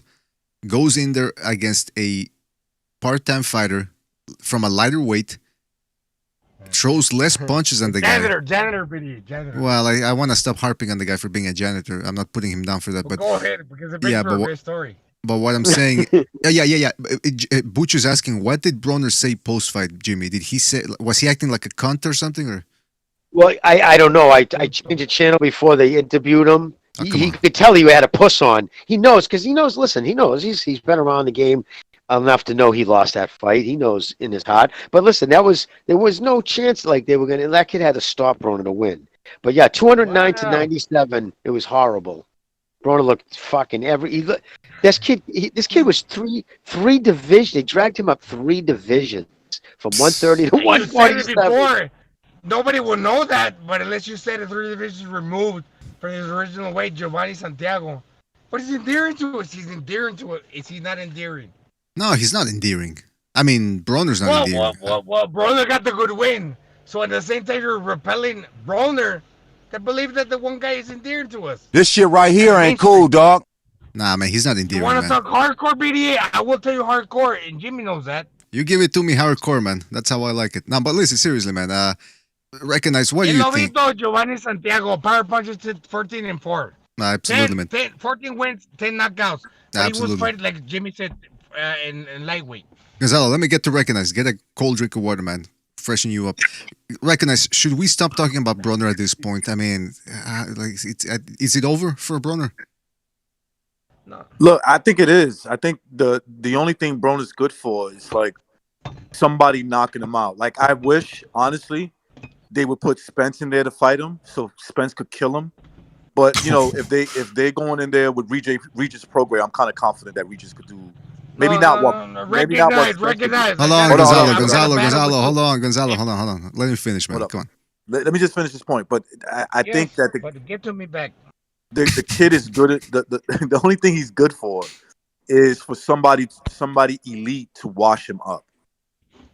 That's all that's missing in this guy's career is that goes in there. He goes in there with a guy who's really serious, like a guy like Earl Spence, a guy like I would even say Keith Thurman.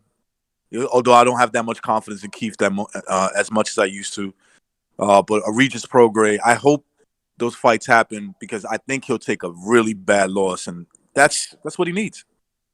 Is he one of those guys that we want to see take a beating because of the disrespect and yeah? At this Well, point, you would say you would get back to me, but I'm gonna wait on you. But at this point, I only want to see him get hurt, so that way people could say, it serves as an example. This is a guy who doesn't take fighting serious versus a guy that does. Mm-hmm. Yeah, exactly. I'm gonna tell you, BDA. Can I? You're gonna tell me? He's you're gonna tell me? He's ordered to get down to weight. He's got a big chin. He can take a punch. He did it against a welterweight in Sean Porter. The mother and a puncher like Chino Maidana. The motherfucker can take a rough and tumble. It doesn't mean that he will not. He cannot pressure forward because he's not. He's a negative fight. Whoever resists a pressure forward fighting style, that when he was fighting the fighter has come forward, the negative style that he faces against a pressure fighter, he can resist. He got a big chin. It doesn't mean that the chins withstand the power for power shot. No, he's running away from the shot. The counter response style against Pacquiao did him well. Through 5 punches per round. I gotta tell you, man. What's the guy that he got a draw? The guy that got a draw. What's Granados? Can you tell me? I can tell you. I can tell you. Can you tell me? I think it was Adrian Granados, no? The draw with Broner? No, Granados is fixed. Oh, Jesse Vargas. Jesse Vargas. I can tell you.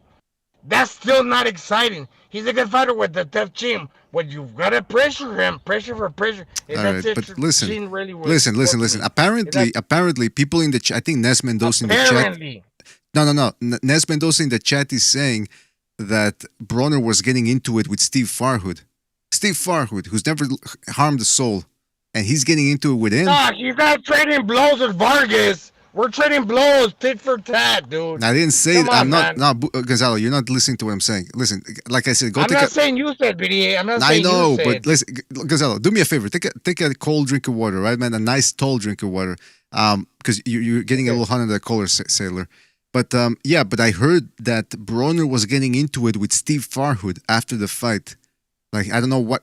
Can somebody tell me in the chat room what he was saying exactly? Did he curse Farhood? He got into it Bearstein. He got into it. What was that guy? He got into it with everybody. Farhood. Jeez. I heard you 2 episodes ago, BDA. He got it with Farhood. He got it against with the other guy. That's insane. Not Bearstein. What was the American call for ESPN? Farhood. The people are saying it was Farhood. Not Farhood. The other guy. With the big nose. Not sure, but he's not the Mexican guy. Al Bernstein. But the other American. Al Bernstein. All right. Classic. All right, but listen, I want to get to. I know. I want to get to also your guys' opinion. I can name another one. Hold on, Gonzalo, take it easy, man. Take it easy. Yes. You're getting a little bit too hot on the collar, man. I'm a sharpshooter. I can name another one off the top of my head. All right, Gonzalo, do me a favor. You wanted to call me out of that one? Gonzalo, do me a favor. Take it easy, Gonzalo. Do me a favor. Take it easy, man. All right. Take a deep breath. Listen, I wanted to ask you fellas about. Also, I didn't get to see this one because it was halfway through by the time the Valdez fight started. But Otto Wallin versus Brazil. Recognize? Did you watch the fight? Did you catch a little bit of that? Yeah, I caught most of it. I mean, Wallin is just way. Me and Johnny Boy were talking about it because I was listening to him on his stream and he was talking about it. It's like. It can't get any worse for Wilder fans. And I hate to bring that fight was because obviously because of the comparisons, Fury fought Otto Wallin, right? Brazil fought Deontay Wilder. I mean, he was just so slow in that ring. He was so slow. It's like, it just almost seems like Wallin could get off 3 shots, on average, and Brazil could just get off 1. And he would barely make any contact. I think I'm gonna say he beat him like 9 rounds to 1. Jeez. Yeah, that's I think lopsided right there. He won every round just about, you know. Yeah, and the farther the fight goes along, the farther it gets apart, right? Would you agree? Simple statement. Yeah. Hey, Jimmy, what did you think about the Wallin and Brazil fight? Yeah, Brazil. He needs to fucking take up another hobby. He looks terrible. The look on his face by the second round, he looked like a football player. Yeah, no, he got sparked in the first round, and yeah, I know Wallin, his hand speed was so it was hitting him with. It was bad. The whole card was terrible. Showtime should be embarrassed. Jimmy, not holding back, man. I also heard the Easter fight. I did see a little bit of the Easter versus Ryan Martin fight, and yeah, it wasn't that bad, but I mean, it wasn't premium cable. 90 seconds. You're not gonna fucking Winston, you're not gonna rewatch it. I'm not gonna lie. I was watching the Berchelt Valdez fight. I'm not gonna lie. That's the one fight I was watching. Hey, by the way, some people nobody's gonna save that Showtime card in their DVR. Put it that way. Yeah. Primo, but that's what you want to talk boxing. That's the fight I was watching, and that knockdown, dude. If I have to step away and look away from the camera, I had a brother die from America in the Philippines. He got fucking buried here in the Philippines. Jeez. When he got knocked down, dude, I had to step a fucking look away. This guy got knocked down, dude. Hey, I might have to bury another brother. That man was 67. I told BDA last week. Remember BDA? No, I don't remember that one, Gonzalo. No, I did. Yeah, I remember now. American. That's a traumatic. I'm not saying I've always seen. I've seen people die. I'm military, whatever. I'm from Tijuana, man. Come on, we see a lot of murders. But anyway, I can tell you a story. BDA, we're not friends. We're not fucking fighting each other. This American guy died last week, and I told you he did not die for no reason. The Bible says you will die from 7 to 8. He was 66, 67. All right. Well, listen, Gonzalo. Man, look, this guy, Berchelt got fucking dropped. I had to take a second look, dude. I seen people die before. I dropped the fucking handle on the guy that fucking had a. Well, listen, it was a brutal knockout, man. I mean, even Jimmy said, like, okay, he enjoyed it on some level, but on another level, the human side of him said, geez, this is a rough one to look at. It's a normal reaction, too. We're not complete total psychopaths, you know? Well, I can't speak for Recognize, but Recognize, people in the chat room are saying, people in the chat room are saying Wilder versus Wallin. Who would, like, right now, who would you favor in that fight? I don't trust Wilder. It's a 50-50 fight. I mean, I'll give the edge to Wilder, no problem. He can end it with one punch, so you got to give that guy the edge. And there's more of a good chance that he can land that punch and knock him out than Wallin survives that and either beats him, you know, on the scorecards. In reality, beats him on the scorecards or get a late round stoppage. You know, Wilder at this point, you know, he's not. Wallin is good enough. Excuse me. Forget about Wilder. Wallin is good enough. I dropped off, but go ahead. Wallin is good enough to this point where he's probably a dangerous fight for Wilder right now, right this second. Like if he was going to fight him in his next fight, let's say in May, I would say Wallin is a threat to beat him. Yeah, I agree, man. Jimmy, what do you think? And Wallin would more likely need a knockout to win, and I think that's still a chance for him at this point. Yeah, so you're saying Wilder would get the benefit of the doubt from the judges? Well, yeah, I'm just like, let's say they go 12 rounds, and you know Wilder lands a couple of good shots, maybe even floors Wallin one time, but you know Wallin wins the rest of the fight. He wins, you know, something like 9 rounds to 3. That's not going to be good enough. Mm-hmm. I agree, man. I agree. But, you know... Wallin is a threat. Wallin is a threat to Wilder, yes. Absolutely, man. And look, listen, Spilka was giving him tons of trouble. I can't imagine what a better version, because Wallin does seem to be a much better fighter than Spilka. Jimmy, what did you think about that fight? I think for all the same reasons Recognize just said, because of Wilder's I think he's mentally shot. But the problem is, I think Wallin wouldn't have enough power to keep Deontay honest. You know what I'm saying? Like, I don't think he has enough power to keep him off him. Like, even Fury. So I think he would. Like you said, he has 12 rounds to land that one shot, or it'd be 10 rounds because it wouldn't be a championship fight. And I think he would eventually catch Wallin with a shot. And look, I know Fury was a different fight. All right, Gonzalo, we can't hear you, man. Go ahead, recognize. No, I was gonna say I know Fury fought a totally kind of different fight when he fought Wallin, different styles. But if you look at it, at least in my opinion, everybody's entitled to theirs. I thought Wallin won more rounds and had better success than the two fights combined that Wilder had with Fury. Whoa. Now, I didn't see that. Wallin Fury fight. But wasn't that one of the stepping stone type fights though? When he was still coming off the fucking coke and all fat. I think it was his fight, Jimmy. It was his fight before Wilder rematch. Yeah, it was. Okay, so it was in between. Yeah. Okay, all right. So all right. So he was in shape. So kid had quick hands. He was smarter than I thought he was. You don't usually see that. What is he, a Swede? Yeah, something like that. They're not usually as crafty as they were, as he seemed to be. Sometimes, you know what I'm saying? Mm-hmm. Exactly. Well, listen, I got to tell you something about the Fury-Wallin fight. It wasn't as competitive as some people make it out to be. Yeah, Wallin was having his moments, but it was more the cut that affected Fury a little bit. But once Fury decided to go out forward and try to get the stoppage because he thought they could potentially stop the fight and he could lose by TKO, he started to have his way with Wallin. Don't get me wrong. Wallin, like Reckon I said, actually Wallin did better than Wilder did in those two fights combined. But real quick, about Wallin not having the power to keep Wilder honest, Wilder's not the type of guy that's just going to walk through him. He's going to stay on the outside, try to land that right hand. So I'm expecting actually Wallin to have a lot of success in that fight and keeping Wilder honest and actually, Wilder just being jittery like he always is. I think. I don't know. I can barely hear you, Gonzalo. You sound very muffled, man. I think you changed. I got on the highest volume, but I must speak.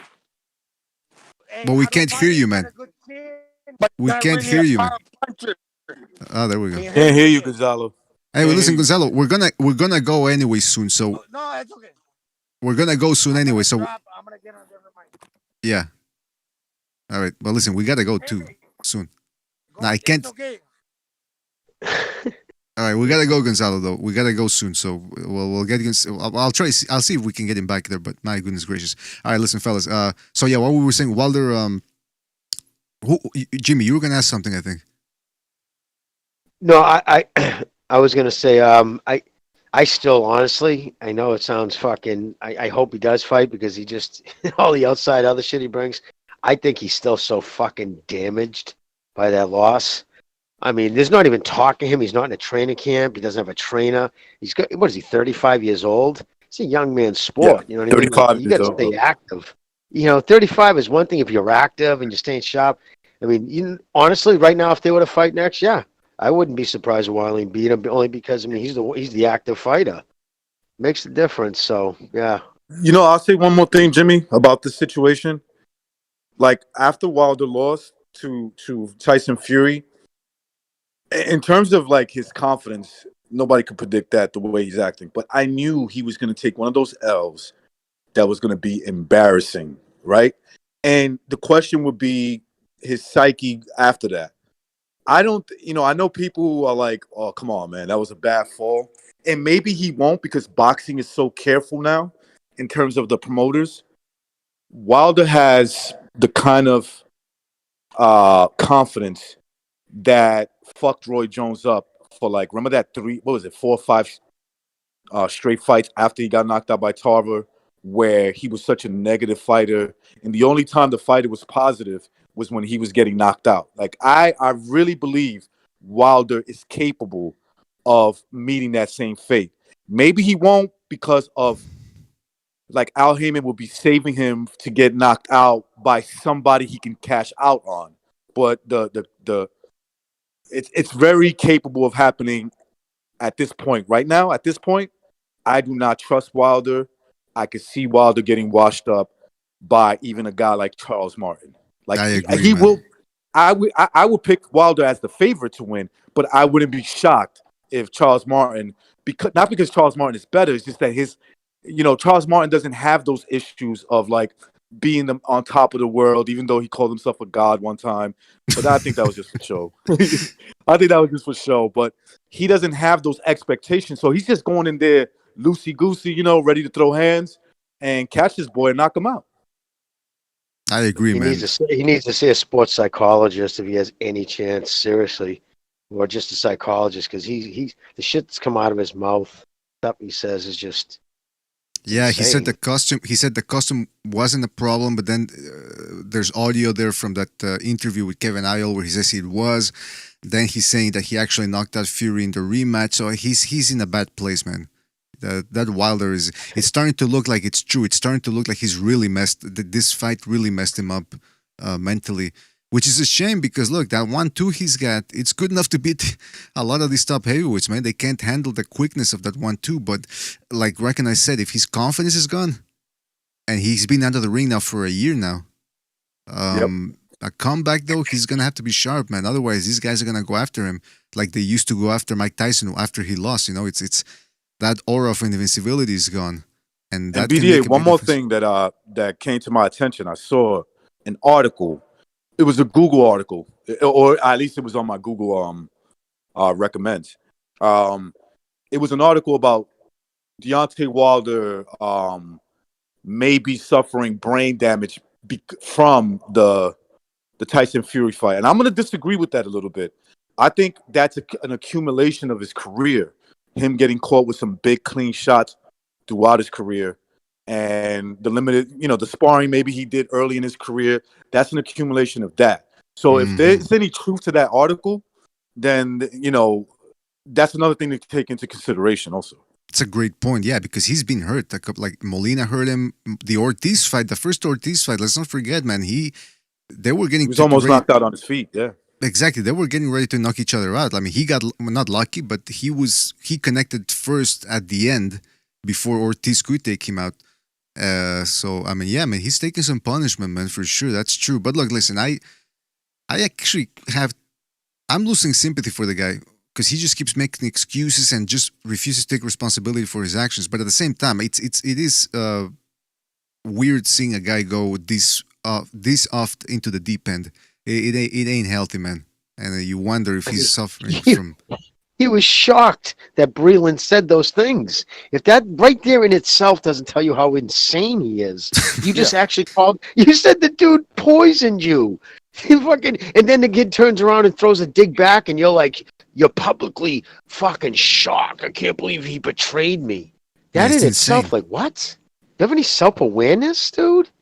I don't think he's. Remember, he has like another side to him. He has like a kindred spirit or something. Like those are all signs of a, and maybe there's people that really feel that way, but like you're not really that sane, really, when you like start talking about you having another personality type of, inside of you. Maybe you should keep that to yourself. Yeah, man, he definitely should. You can tell he's been hanging around with fucking cult people and all that. You know what I mean? It's like he's been hanging around with some people that are putting believe it, achieve it, or whatever the fuck he's always saying. Yeah. Anyway, listen. Yeah. I was told that he's become very, very hangs out with 78. That's like his boy now. Well, there you go. I don't know how much truth there you that go. He's probably talking to him about the 5%ers. Yo, 5%ers, baby. Anyway, listen. Next week we've got Canelo Alvarez taking on Avni Yildirim. The fight. I can almost wait. I can listen. The one I'm looking forward to though it's the undercard actually. Julio Cesar Martinez versus Mike Williams Arroyo. That's gonna be a good one. Then on Fox, another banger from the PBC: Anthony Durrell versus Kyron Davis. And, my God, it gets worse. How could it get? Just when you don't think that cards could get any worse, and bang. And we actually do have a decent fight on the zone, but it's from New Zealand, so you're gonna have to switch your schedules around. Joseph Parker versus Junior Fa. I'll watch that. Yeah, and then afterwards, well, hold on a second. 1 week later, it's March the 6th. So no, Saturday, March the 6th, there's nothing else. We got to wait until March the 13th for, now this is going to be a good one, Chocolatito versus El Gallito Estrada, the rematch we've all been waiting for. Hey, can I say something real quick, BDA? Do you notice how Canelo, he's taking on this kid Wayne, right, or whatever the pronunciation is, Yildirim, and people are getting upset. But if you think about it, he's supposed to also be fighting Billy Joe Saunders, or they're trying to make that for May, right? Yes. So that means he'd be fighting 3 times within 8 months. It's insane. Total. Huh? Why that? Why is that? Ask yourself, why is that? Why would I have a feeling I know what that is. I know exactly. Timing, brother. He knows now, man. If he wants to retire, if he wants to continue in, he knows when he does take on the upper echelon, he's just going to be that much better if he's fighting a lot. Canelo is going to be a hard man to beat from here on out. He's a hard man to beat.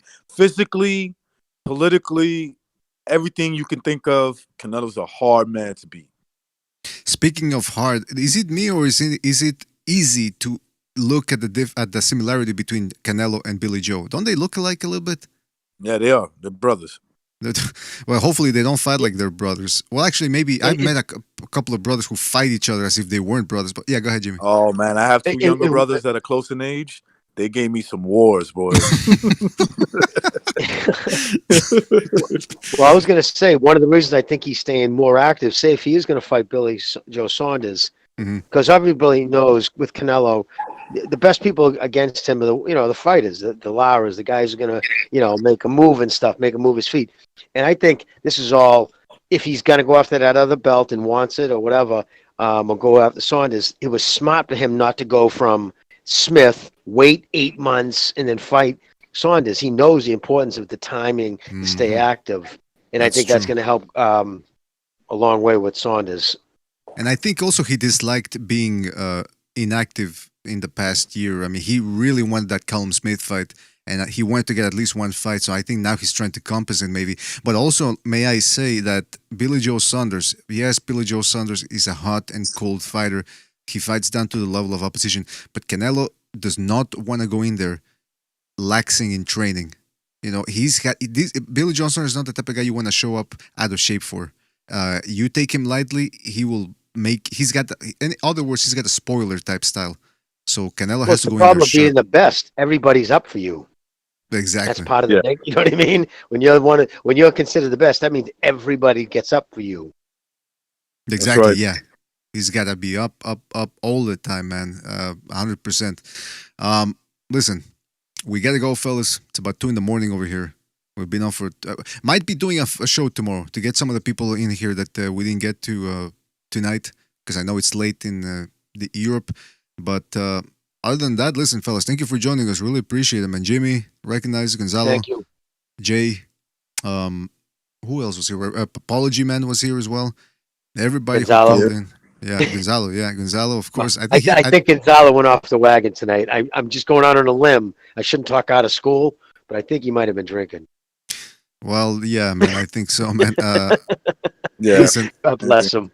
Everybody in the chat room, everybody who donated, Chris K, Michael Poe, Texas Bulldog, Virtuoso, everybody who and you recognize, of course, thank you as well, man. Everybody who called in, really appreciate it. And everybody in the chat room right now. On the next one, man. Yeah, see you on the next one, fellas. Everybody that's in the chat room right now, man, really appreciate it. Thank you for joining us. Don't forget to hit the thumbs up button if you haven't done so already. Hit the subscribe button as well if you haven't done so already. Shout out to, before we go, shout out to Norman Lewis, actually, Amok PvP, Jack Napier, Axiom, Moixa, Vince Vegas, Isotonic, Hawker Mustang, shout out to Hawker, Black Lomachenko, The Fight Scout, shout out to The Fight Scout, Harpo Marks, Blind Fury, Ness Mendoza, shout out to Ness, Mary Gutierrez, Brandon White, shout out to Brandon. Who else? I gotta keep going. Virtuoso who called in. Like I said, thank you to everybody who called in. Blind Fury, Red Cloud, Harpo Marks. I think I already mentioned him. So thank you guys for joining us. I gotta stop going up to 69 Bolas, Obrera, YT. Thank you guys for joining us. Really appreciate it. Have a good night. Catch you on the next one really soon. And take it easy out there, fellas. Thank you for joining us. Peace.